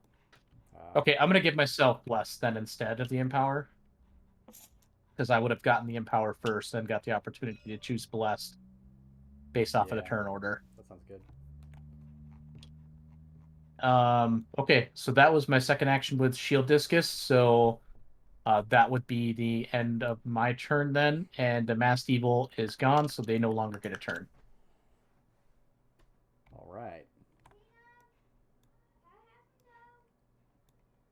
So that one's gone. And so some Abomination now moves to the player 1 slot, or okay. Yeah, he's going to move up in initiative order, but Right. he's going to go after your turn because of the way that that happens. So Okay.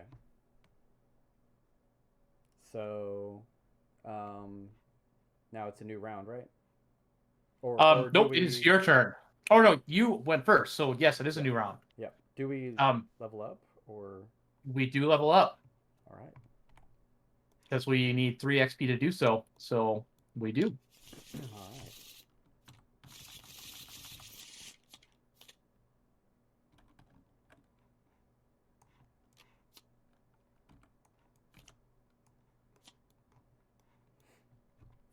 Okay.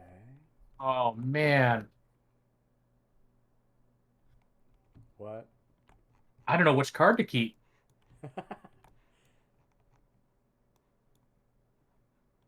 See. Is that adjacent range? So the one thing to keep in mind is once the prince comes out, things are going to change a little bit. Let me see.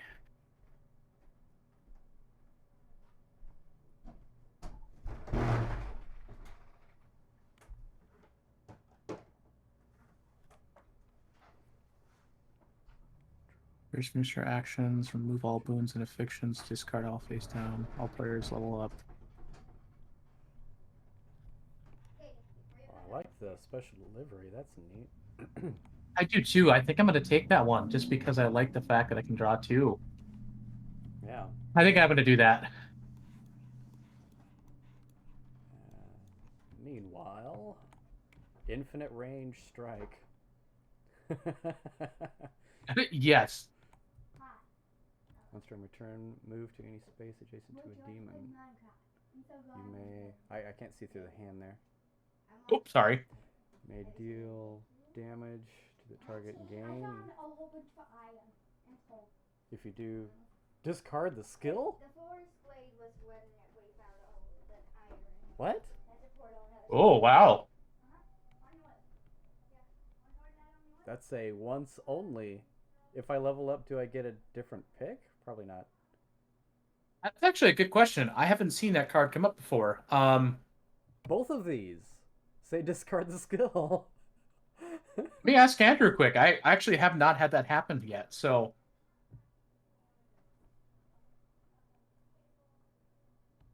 I'm gonna ask real fast while you, because they're both discards, so now it's just a matter of which discard do you want. They're also free actions, though. That's neat. Using the skill, you may heal an additional 5 damage, divided among targets however you choose. You may. So that's like, okay, accumulate, pay 1, and heal. And you're playing Christine, right? Correct. So this looks like these cards have 2 functions, and if I use the second function, then I discard. Interesting. They're each heal 1. Huh. What is my normal heal? Energy charge.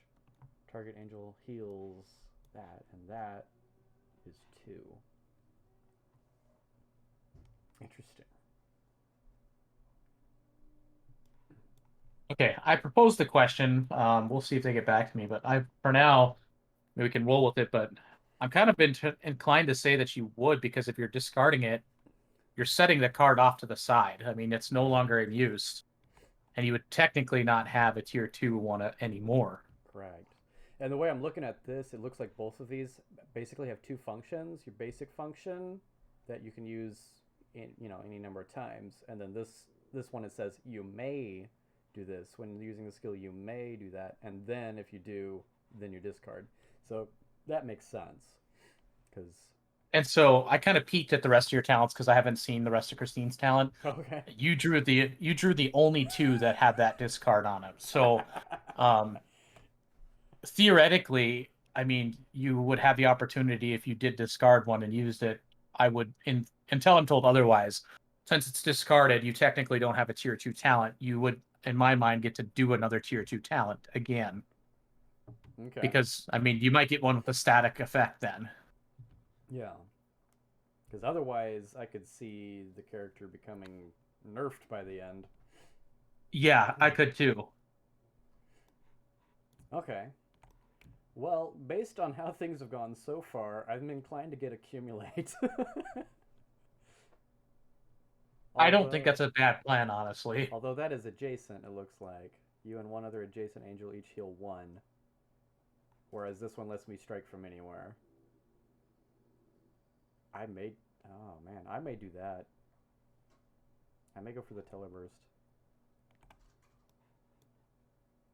The nice part about that second part of that card, though, is when using that skill, you may heal an additional 5 damage. Yeah. So you could, in theory, if you really got desperate. I can divide that too. See, you can. This I do damage equal to that, and gain 1. Yeah, unless my what is that, damage or strength or whatever got really high, I couldn't really see that being that useful unless it was like in a pinch. I would agree. I mean, if we're going after Heavenly Treasure and you got more, I could see where it'd be beneficial, but right now, no, because you're only at 2. Yeah. Well, 3 with the Empower. 3 with the Empower, yep. Which actually, we're going to lose Empower. We're going to lose all of our positive effects soon here because of where we're going with the game. So Empower's not going to be around for much longer unless you get it again. Okay. All right, so yeah, I'm going with the Accumulate, and that's a free action. That's cool. Nope, you have to pay 1 courage. Well, yeah, pay 1 courage, but it doesn't take an action point. Right, if I'm reading that correct. Right? Cool. Yep, correct. Yep, it's a free action. All right. Cool beans. So, we're done with that. Okay. So now we circle back to the darkness. Yep. So we'll draw 2 darkness cards. Because there's no oppressed saints. There's only 2 players, so we're good. We don't have to flip any over because we didn't have to. All right. Now we refresh all action tokens. All right. And now we decide who wants to go first. At this point, I'm. Let me see. Damage to Angel's Strike. Strike causes damage defeated. Card back in my hand. Thunderclap. Range 3. I'm thinking. Right, because I'm up here now. I'm thinking I'm going to take my free movement and move back here. And then I can't do Thunderclap. And then just pray. I'm going to spend my turn praying. Okay.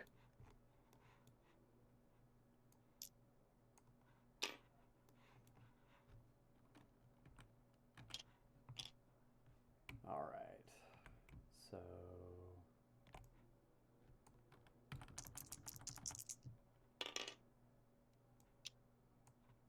all right, 10. So yeah, I'm going to cast down a darkness card. Okay, your choice of which one you'd like to cast down.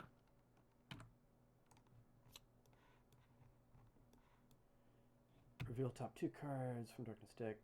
Put any revealed cards with that symbol into play face up and discard the rest.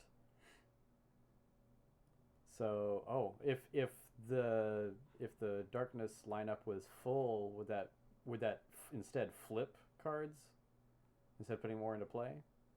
Reveal the top 2 cards. Darkness deck.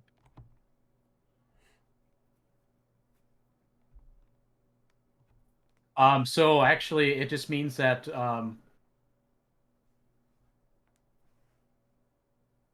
yes. So that's a good question.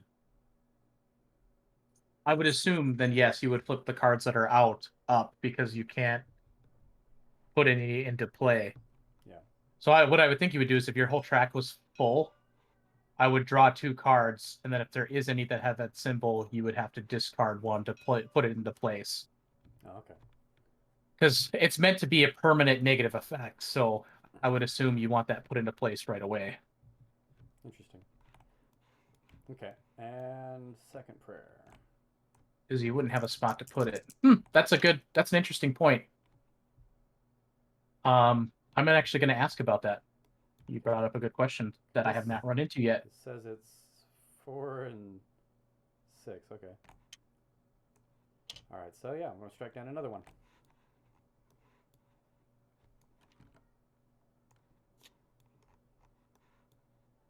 Unclean Hands. If an angel uses a strike, that angel is dealt 1 damage. Ooh. Yeah. Okay. Goodbye. Oh, that's another good one to get rid of. All right, and now it's down to him.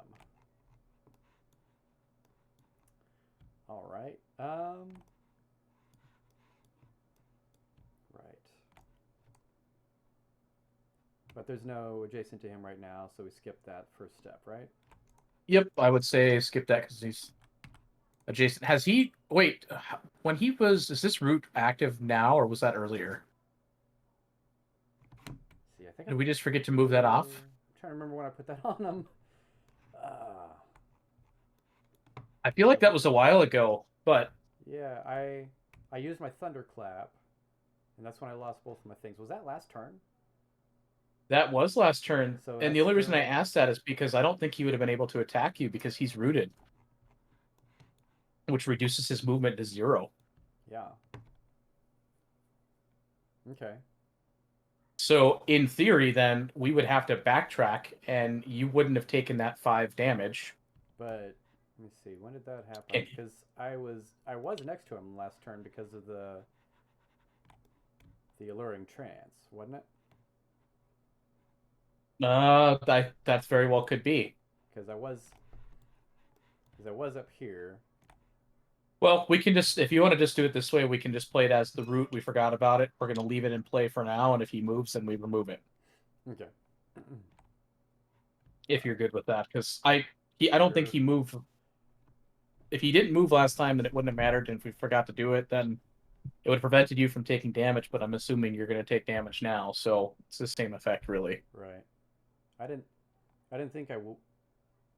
I think he would have attacked me because the masked evils went first, and then Yep. him, and I went first and then you. So it would have been me, masked evils, you, abomination. So after the masked evils went, I would have been drawn, and then he went. So I think I would have been hit if I was adjacent to him, unless root also stops actions.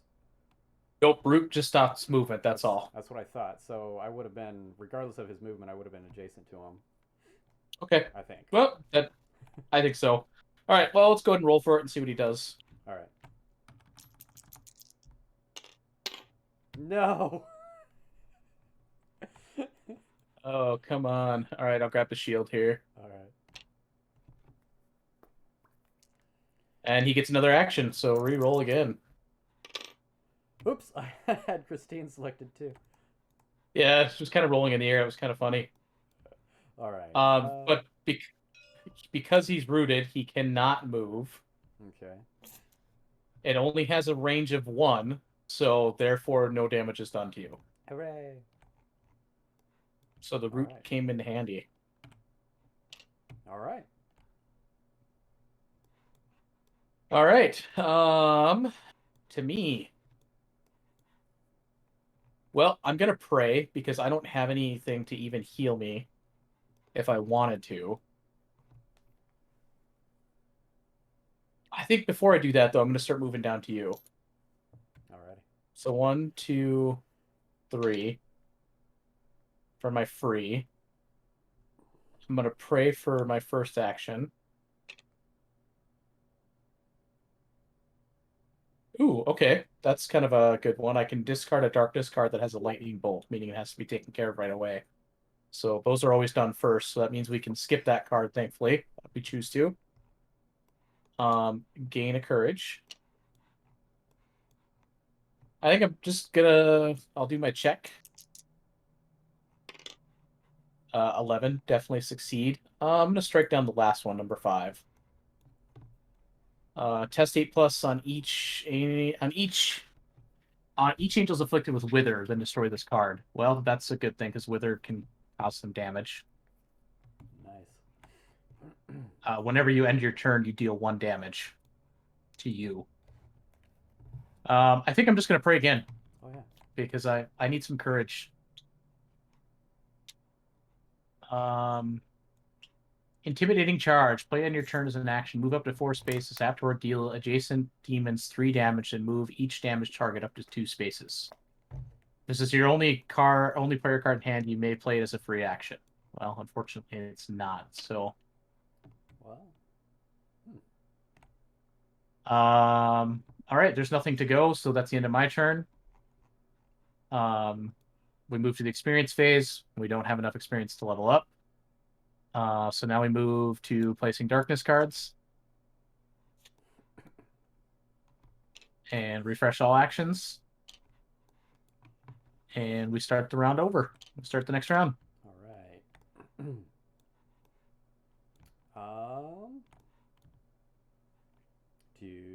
me see. I can. What have I got? I can thunderclap again now. Or see, that takes an action. Pay 1, heal. Oh, yeah. Oh, that only works if we're adjacent. I could heal myself. You could.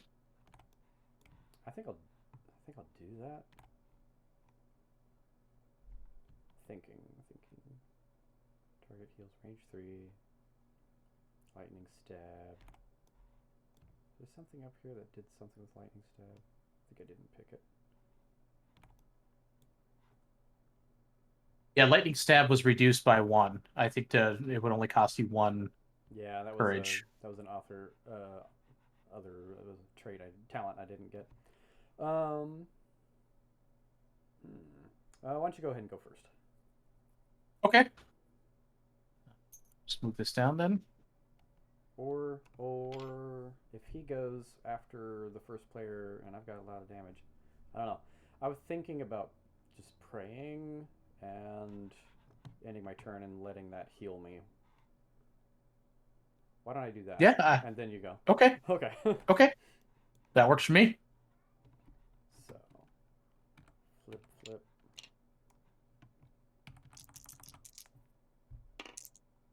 I'll move that token here in just a second. Woo! 7.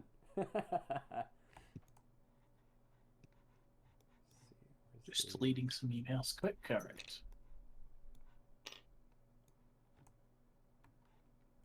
All right. So I did get a 7. So that we can remove one thing at a 7, right? Yes, we can remove one darkness card as a 7.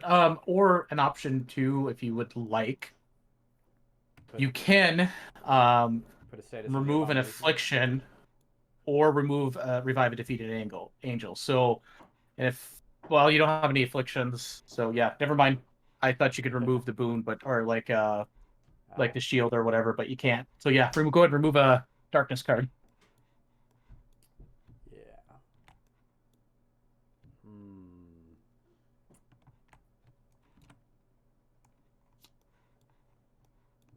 Love grown cold. Each angel must remove one boon from their character.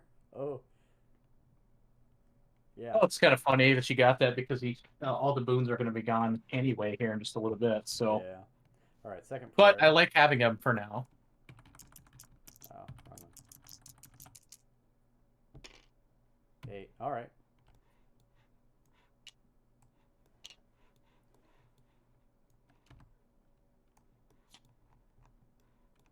Nation divided. Face down. Darkness cards may not be cast down while this card is in play. Ooh. Okay. All right. I think that ends my turn then. Okay. And I heal 1 more damage.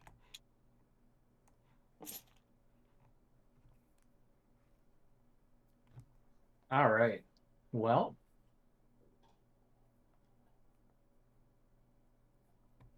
Or, let me see.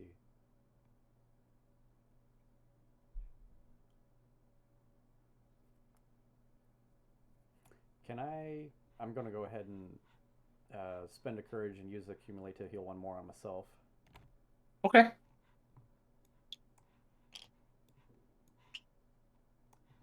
All right. Done. All right. All right, I'm going to go ahead and do Field Medic. Which lets me heal 2.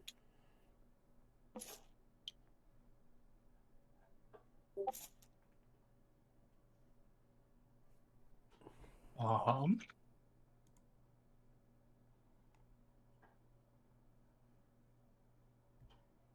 right.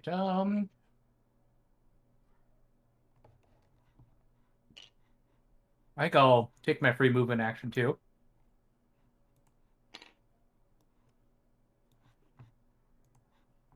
And I think I'm going to pray honestly as well. All right.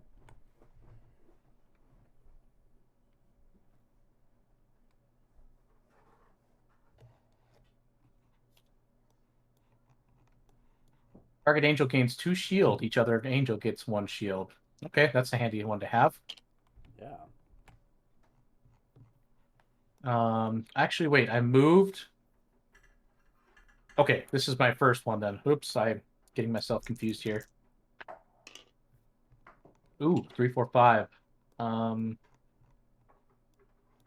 have that. Don't have anything to You have that bump blessed, it. though, that makes it 6, right?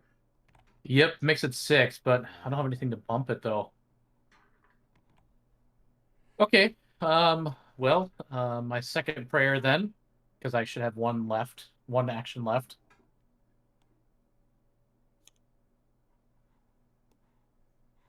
I haven't been drawing the prayer cards. Oh, I've been praying and not drawing the cards. Oh, yeah. Make sure you're drawing the cards. Those are important. Hey, Jazz. How's it going? Doing good. How about How you? many of those have I done? Good. How's it going? Let me pop in Not- at your stream real quick. Too bad. Awesome.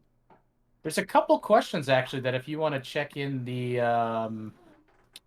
Deliverance Con text chat that I'm... Actually, no, I see Andrew just got back to me. How many of these prayers have I done? I don't remember. I think I've done 4. So You've done at least 2, or yeah, you've done quite a few. So I would say go ahead and draw the rest, or because yeah, you can have max of 5 cards. You'd be max basically. Take 1 damage per. Oh, that's right. Okay. don't. Okay. And yeah, so that does mean I don't Bug, if you were to discard that card, then you would get to redraw a tier 2 talent card. Something is plotting and Yep. So Michael, Do what? let me see, who is that for? BRB. Christine. Christine. Yeah, so Michael actually has a similar talent, whereas after using this, discard it, and then you reshuffle the talents and then do it again. All right. Cool. I like that. We Alright, I'm got kind of destroyed on our veterans game. Did you? Quite Leave rough. that alone. I think I'm going to play this Victorious Shout Bug, so we would be able to heal for 4. I think we should both just take 2 and heal for 2 total for between us both. Do what now? Heal for 2, because there is one that basically we can heal 2 for each demon that's been defeated, and we've defeated 2 demons, so we'd be able to heal for a total of 4 amongst all of us. I think we should just both heal 2 and get us a little bit of health back. Is that one of your cards? Or I missed that? Yep. Oh, okay. Cool. The Victorious Shout, I just played that one. Gotcha. So heal for 2. Yep. Was it even a fair fight, Chaz, or was it pretty brutal? It was pretty brutal. Right off the gate, we got 3 darkness cards that dealt huge damage. So that was rough. But it was really fun. Playing with the minion talents was pretty interesting. Yeah, I'm kind of curious to try a game with the talents. We obviously, because we're new, we didn't start with any, but I think that would be kind of fun to check them out. Probably. Yeah, for sure. All right, I'm gonna pop out. I'm gonna go visit some other people that are playing before my time slot. I'm gonna write up my 15-minute Do you need roll me to get call. off? All right, sounds good. Catch you later. Yeah. Yeah, I know. All right, so that was my 2 actions and both the praying. Is there any cards I that thought it was you gonna feel be like you an want to hour play? earlier and ended up being an hour later, and then I was thinking it would take only 2 hours. Okay. Wow, there's a lot of cards here that would have been helpful. Sorry, I forgot to draw them. I forgot to tell you because I thought you were drawing them, but that's my bad. Oh no, let's see. I'm gonna have to probably get off here in not too long for dinner, but Yeah, no problem. we'll try and kill the last thing and then probably call it good then. Sounds good, and I can at least show you what the prince cards real quick, just so you can Yeah. see what the final battle would look like. But yeah, so let's get through this then, so we can at least see what the rest of it looks like and go from there. Okay. All right. That was the end of my actions then. So we reset because we don't have enough experience. 2 cards, darkness cards come out, and then it's up to us. Whoever wants to go first. Okay. Let's see. I'm looking at the Stand United. Gain 1 action. Ooh. Ooh. Angel or Saint. Okay. I'm feeling confident with my health right now. I think I'm ready to start lashing out. All right, let's do it. Let's see. Deal 3. Now, does the empower also apply to discipline? It applies to any of these if they're dealing damage, right? Yeah, I believe it's anything that applies damage is what's going to do, because I think the empower itself just says 1 additional damage. Right. Okay. Yep, any damage dealt gets +1. So Okay. So let's see, that takes 2 of those though. Okay. I'm going to lightning stab. Should I? No. Oh wait. It would be more economic to clash, but lightning stab does no more damage.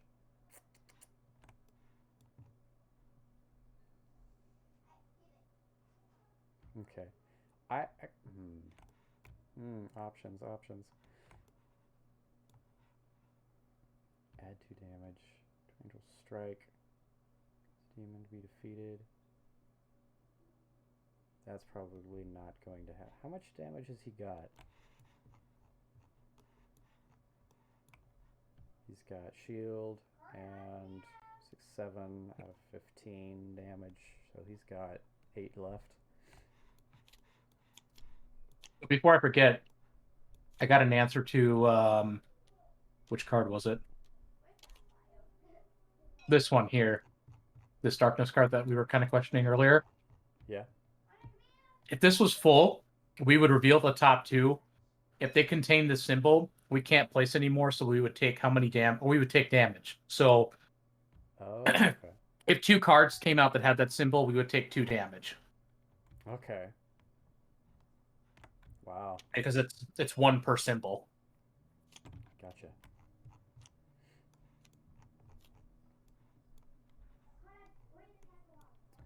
See if I move, I can gain power and shield, deal 3 damage to a demon. That. Huh.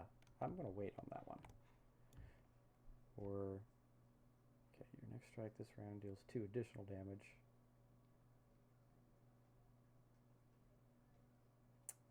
Let me see. Okay, alright, I'm just going to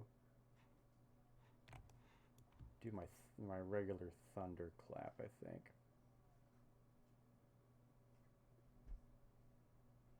Or should I? I'm sorry, I'm indecisive as all get out.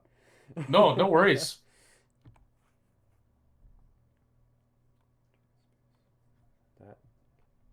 That does damage.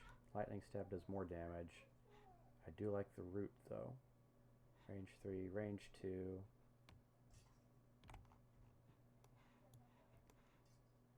I can only do 1 of those.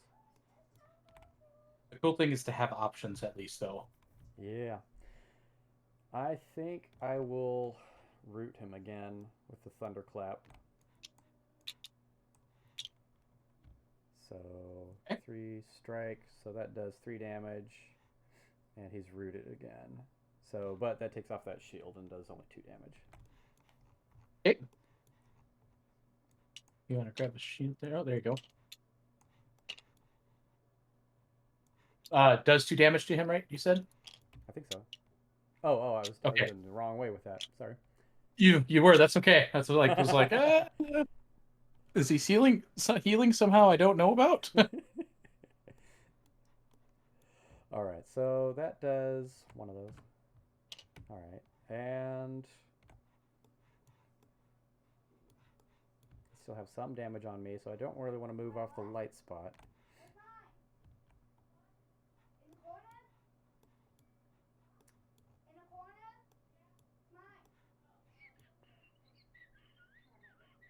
I think I'll pray again.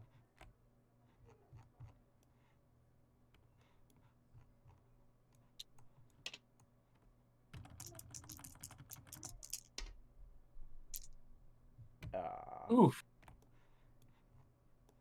And I've got a full hand, so do a discard 1. Let me look on the cards. For some reason, I had stuck in my head a different game that you pass one to the player, but that's not right. I'm thinking of a way different game I just recently played. Ah.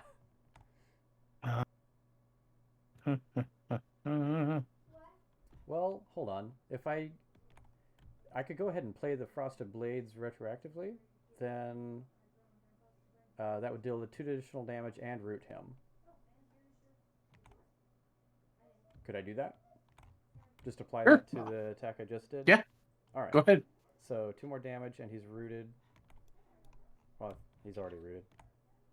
Yeah, so you can, if you were to ever have more than 5 cards, you must immediately reduce your hand size down to 5 cards, either by playing cards or discarding. So that works exactly how you're doing it. Peace among men. Remove 1 affliction. Hey, cool. All right, so then the abomination gets to go. All right, and he's rooted, cannot move. So that. But he could potentially gain a shield, so we still have to roll for him. Which he does. And then take another action. Gains another one. All right. Ooh, okay. Finally. Just skill Okay, set off to the engages side for nearest now. angel, which you can't do. Deal 5 damage. Can't. All right. Cool. All right.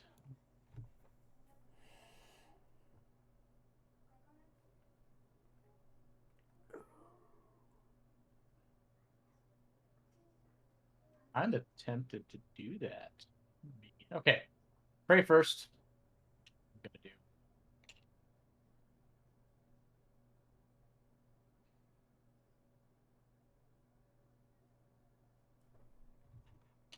When I play Intimidating Charge, move up to 4 spaces. Afterwards, deal adjacent demons 3 damage. So I'm gonna go 1, 2, 3, and be faced right up with it. Deal 3 damage, which 2 are shielded. So he'll take 1. Then move each damage target up to 2 spaces. And I'm gonna just move him back there. Oh, now I can't play with him. Oh, he'll come screaming, Oh, come in he like a will. wrecking ball. I have a feeling. Wait, can you move him if he's rooted? Oh, he's not rooted anymore. Okay. Yeah, he's not rooted anymore. What happens if a demon lands on a light space? Doesn't and no effects apply. So Oh, okay. They don't take damage if they end their turn there. no, nothing like that. That would be cool though. It's not a bad idea though, because you can kind of force a demon to go there. But yeah, there's just no effect that I know of. That would be cool because if they could take damage from ending their turn on a light space and then maybe heal if they ended their turn on a shadow space or something. Yeah, I agree. I might just end up praying again, just because I don't have enough to really do anything, unless I want to move close to it, try to stab him. But I don't want to take that kind of damage. And I've been forgetting to do my talent, so I'm going to draw the top 2 prayer cards now, like I should have been doing, and choose which one I want to keep.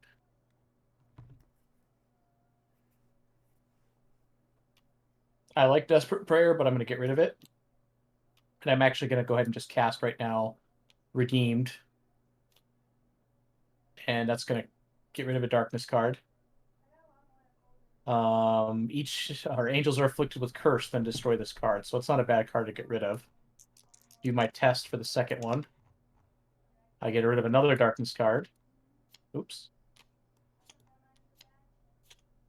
And each angel is dealt 5 damage. Ooh. That could be a game ender. That could be. All right, so then that was my second action. So that is the end of this go round. So then it cycles back. And then, yeah, if you want to take your turn there, you should be able to, or depending on who wants to go first, but Well, it's you're up to you. closest to him. Why don't you go ahead? Okay. All right. Did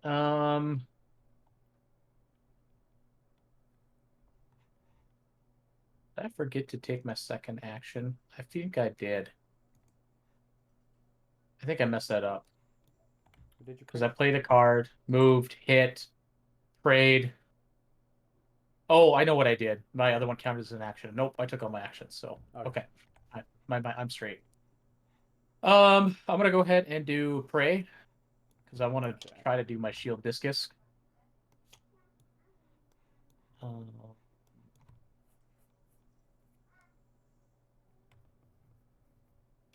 gonna do humility of lions.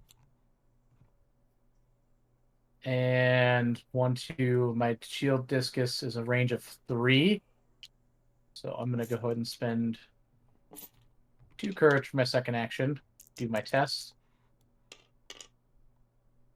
It's a test of 7, but I'm blessed, so it's really 6 for me. So I will deal it then 4 damage. Ooh, it's 1 away. Because it's got 10 right now. Um, I can probably hit it. yeah, so that'll be the end of my turn. So it is now Yep. your turn. Now it's its turn, isn't it? Oh, yep, it's its turn. Sorry. Give me just a quick second here. I will do that.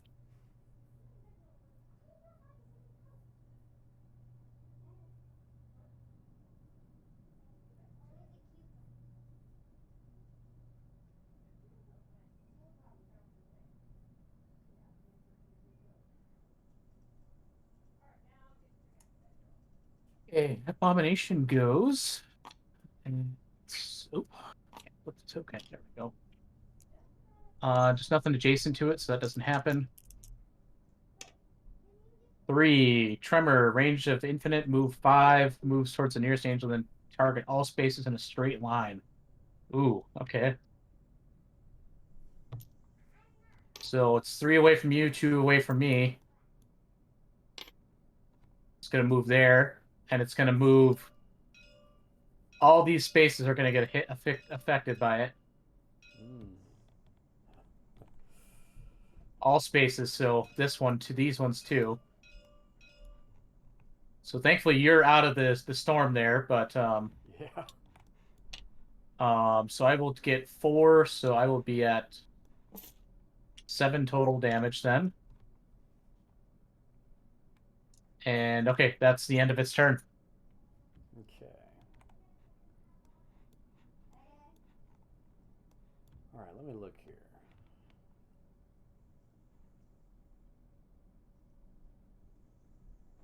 Okay. Well, okay, here's something. I have Sudden Revelation, which will heal 2 damage. And then the target angel's controller can draw a prayer card. Does that let you draw 2 and pick one? Yes, it would, because anytime I think my talent says anytime I draw a prayer card. Okay. I'm going to play that, because that's free.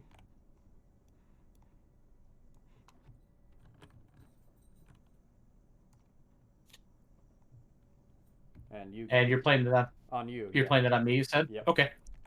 So I heal 2 damage. Draw my 2 prayer cards, decide which one I want.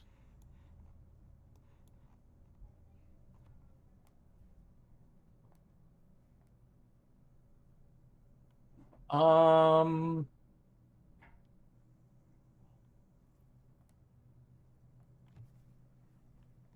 I'm gonna go ahead and keep the Ward of Protection. Alrighty.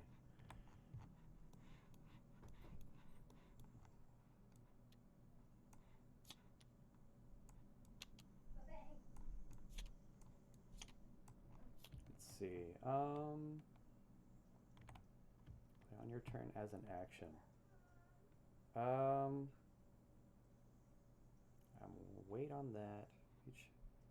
Do you have any afflictions? I don't think you do. Do you?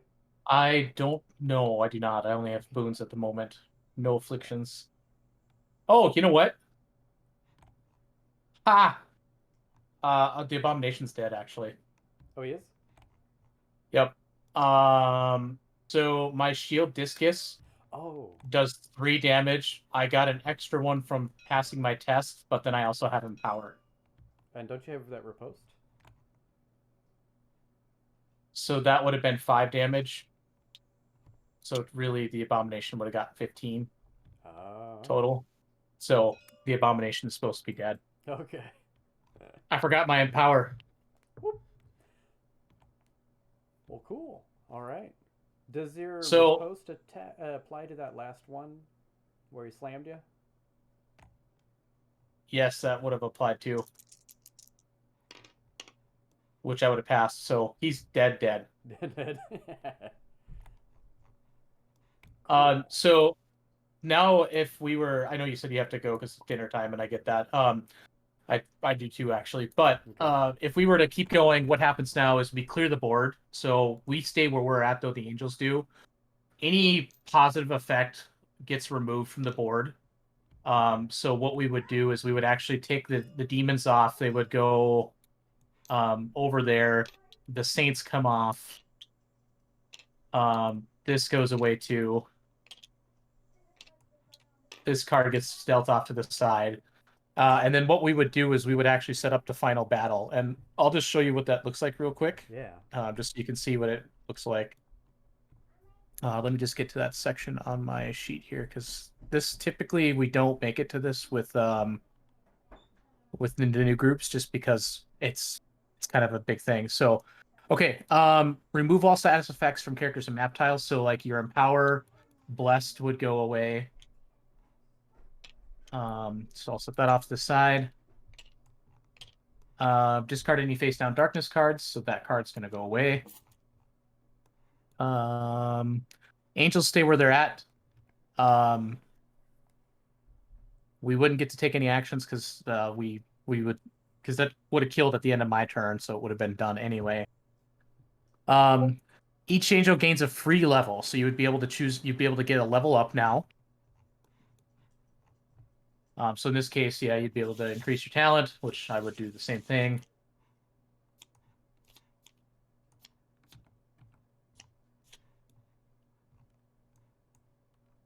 Yes, my shield discus is always a free action.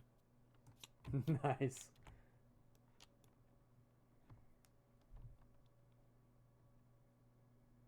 Ooh, pay 4, range 4. For space and range demons on or adjacent to space or dealt damage. Oh man, I like that.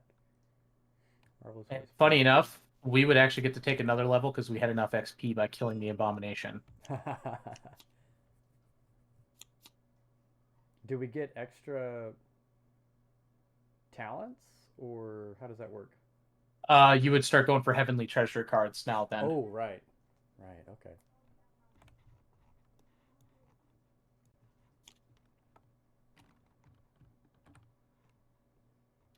Well, I would take the armor.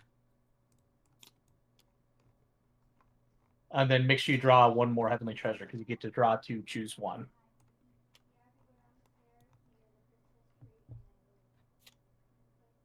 So you would also get this one. Okay. Except the card is wanting to go into that person's hand, but... Mental Amplifier Helm. Guardian's Helm. Now, is this like Munchkin, where you can only have one item per body part? No, I believe when I covered this the other day, Heavenly Loot's the same thing, where you can just carry 5 Heavenly Loot. Okay. Or Heavenly Treasure cards, I'm sorry. Gotcha.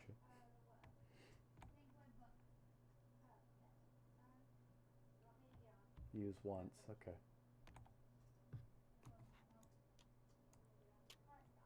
Yes, so the rulebook says each angel may have up to 5 heavenly treasures equipped at a time. These items may not be exchanged or traded between players. There is no type restriction on these cards in skirmish mode, which is kind of what we're playing right now. Angels may equip multiple crowns or several pairs of gloves. They are heavenly, after all. Okay. Once per round, grant an angel in range. Courage equal to more wisdom than test. On success, angel and other angels adjacent to that target gain 1 shield and blessed. Wow. I like that. I'm not sure which one I would go for. Let me see that. Heal? Where does the heal take place? Or I mean, how? It says pay 2 of those and heal. But how much?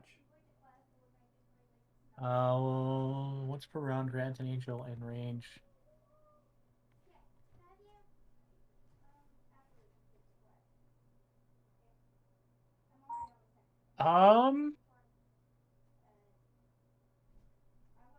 So you would pay 2, so once per round, grant an angel in range. So the range is 2 courage, so it'd be a range of 2, equal to your book, which would be 2.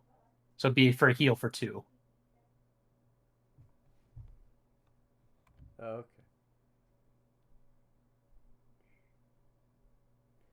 So And then you would test, and then on a test, there's an added benefit. So wait, you're reading this as the range is no, the range is 3 though. It is 3, but so look at the text though. It says once per round, grant an angel in range, courage equal to your book. Right. So does that mean I give them courage? Once around, grant an angel in range courage equal to your. Is the heal just the type of card that it is rather than a strike? Because It must be. okay. That odd wording. I've not. Yeah, that wording's a little confusing.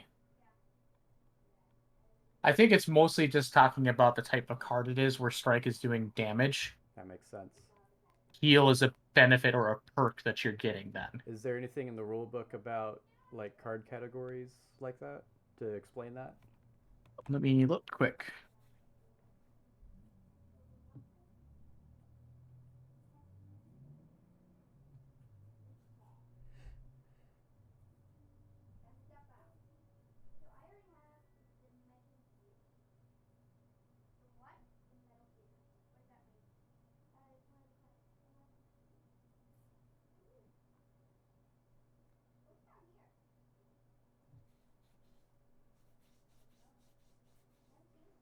It does not.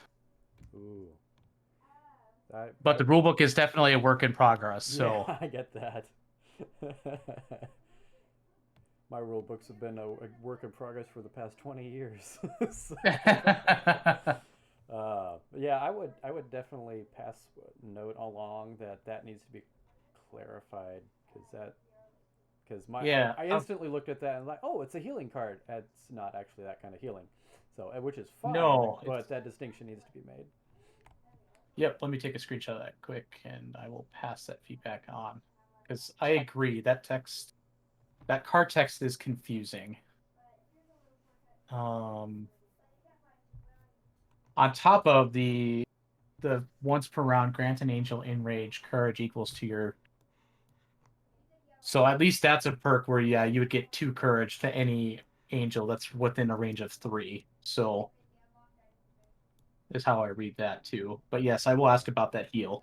And this is again is another one of those instances of I really wish that empower could be applied to more than damage, because my wisdom is 2. So I'd be just trading 2 of my courage to you to get 2 courage. Yep. And I could if that applied to more than just damage, then I could pay 2 and you get 3. And that would be, I don't know. It is what it is. If that's the way Andrew wants it, then that's the way it is. But I wish it were different. Yeah, I can see what you're saying, because, yeah, you're basically just giving me 2 courage at that point. Yeah. I think the idea, too, though, is that, like, this card here would give you an extra wisdom. So you would theoretically have a wisdom of 3, so you're paying 2 to give me 3 then at that point. Yeah. But I still do see your point on that, though. Let's see. What is this? So, does this give extra wisdom? Is that what that does? Yep, so these are I permanent see. stat increases that are going to stay with you. I see. Unless it gets discarded or something. Right, unless it gets discarded. I don't think things can really get destroyed that I know of. Okay. But Well, that's cool. Okay. I see how that works. All right. That is interesting. I like that. And so that also increases hit points, and that one increases strength. Okay. Oh, all right. Yeah, let's take a look at the. Go ahead. So just a couple of things to set up then for the final boss fight. I know we're not going to get into it, but right. So that's the level. We would get to, then you get to do the XP, that's what we did. So that's why we get to level again. And then what you would do is we would draw in stage 1 battle card again. So we're going to draw 1 card. Let's see abominations again. Really? And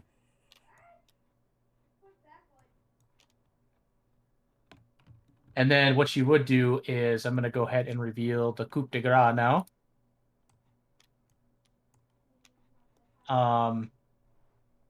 We shuffle these cards. And the prince that we would be going against would be Ball. And then we would take this one here and slide this over because that's who we're going against. The talents don't apply because, again, that's going to be more for Andrew just doesn't have that for the new players quite yet. But I think that will be something later on that you will potentially do. So that print enters the battle. Place the printable princess deck, and then this deck goes here to the prince deck. It is not shuffled though. It needs to stay in certain order because there's harder difficulties. And then what happens is demons. So then we would go ahead and stage these cards like we normally would. So a saint would go here, an abomination wherever it went. The one standee for the abomination. I'm not sure where it disappeared to. But anyway, then this one would go. Oh, yep. So then this one would go there, and we would have a saint go here. And then we would go through and start doing things. And basically, we go through a whole nother round of battle, except now we're fighting against the demon, which the prince, I should say, and the prince has 43 health.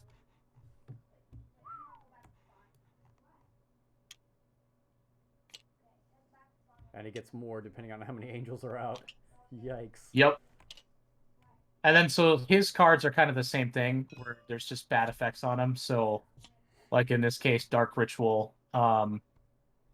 There's the lightning, which means it has to get resolved first. The circle, which means it's a effect that sticks around.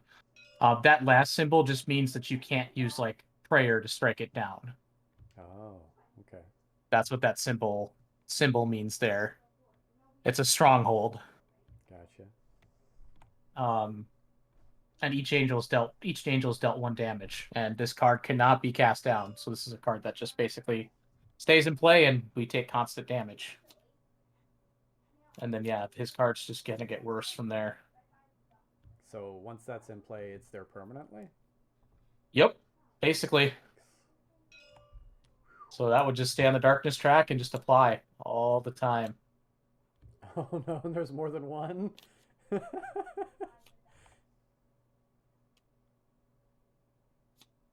Oh, thank goodness there's only 3. So yeah, then you would move into the prince battle, but I consider that a win. I mean, we banished all the demons that were on the board, and I would consider that a success. Nice. Well, that's cool. Now, were the 3D minis like a Kickstarter thing, or are those going to be included in the box? From what I know, those are going to be included in the box. Okay. Don't quote me on that though, because I know there's a lot of things that are still being finalized for the Kickstarter. But right. As far as I know, from what I have understood, everything that's on the table is going to be subject to things getting changed and artwork and all that jazz is going to be included in the box. So cool. I love the artwork for it. I think the one thing that I know Andrew has mentioned in some of our kind of private meetings that we've had is that he's going to be changing this red line. Oh yeah. Just because, like, on here, it's really hard to see. But, I mean, you also have this blue background, though. Yeah. That's the distinction of that. That's a barrier. But I think he's going to be changing that red to something more different. So I think a good, like a dark purple would look good with that, because that would look more like a sinister barrier instead of a light wall. Yeah. Yep. I agree. So I know that he did mention he's going to be changing that sometime, but yeah, I agree. I love the artwork, and I've been an early play tester, so I've seen some of the early stuff, and the artwork has just come a long way. It's been awesome to see. Yeah. Well, this is cool. Thank you for your time. Yeah, absolutely. You are welcome to save a copy of the TTS mod if you'd like. Let me reset it here in case you do. So if you want to look around on it, you can. I'm also going to promote you. All right. I think I saved it earlier. Let's see. I'll load it up just in case you didn't have one. That way you can take one if you didn't. Yeah. Save. Yep, I have one here. I think it's the same. So. Sweet. And then the last thing is I just encourage you to fill out in the Deliverance con underneath I think it's con feedback there. There is a Google Play sheet. Just make sure, or Google Sheet. Just make sure you fill that out. You're given an entry to win a T-shirt, board game, or maybe even a hard copy of this to play test. So All right. just encourage you to fill that out as well. Where is that at? Underneath Deliverance Con, and then in the Con feedback channel. Okay, I see it. All right. Con feedback form, Google Docs. Got it. Okay. Yep, that's the one. All right. Thank you so much. Yeah, not a problem. Have a good rest of your night and enjoy the rest of your weekend. All right. You too. All right, thanks. Bye. Bye-bye.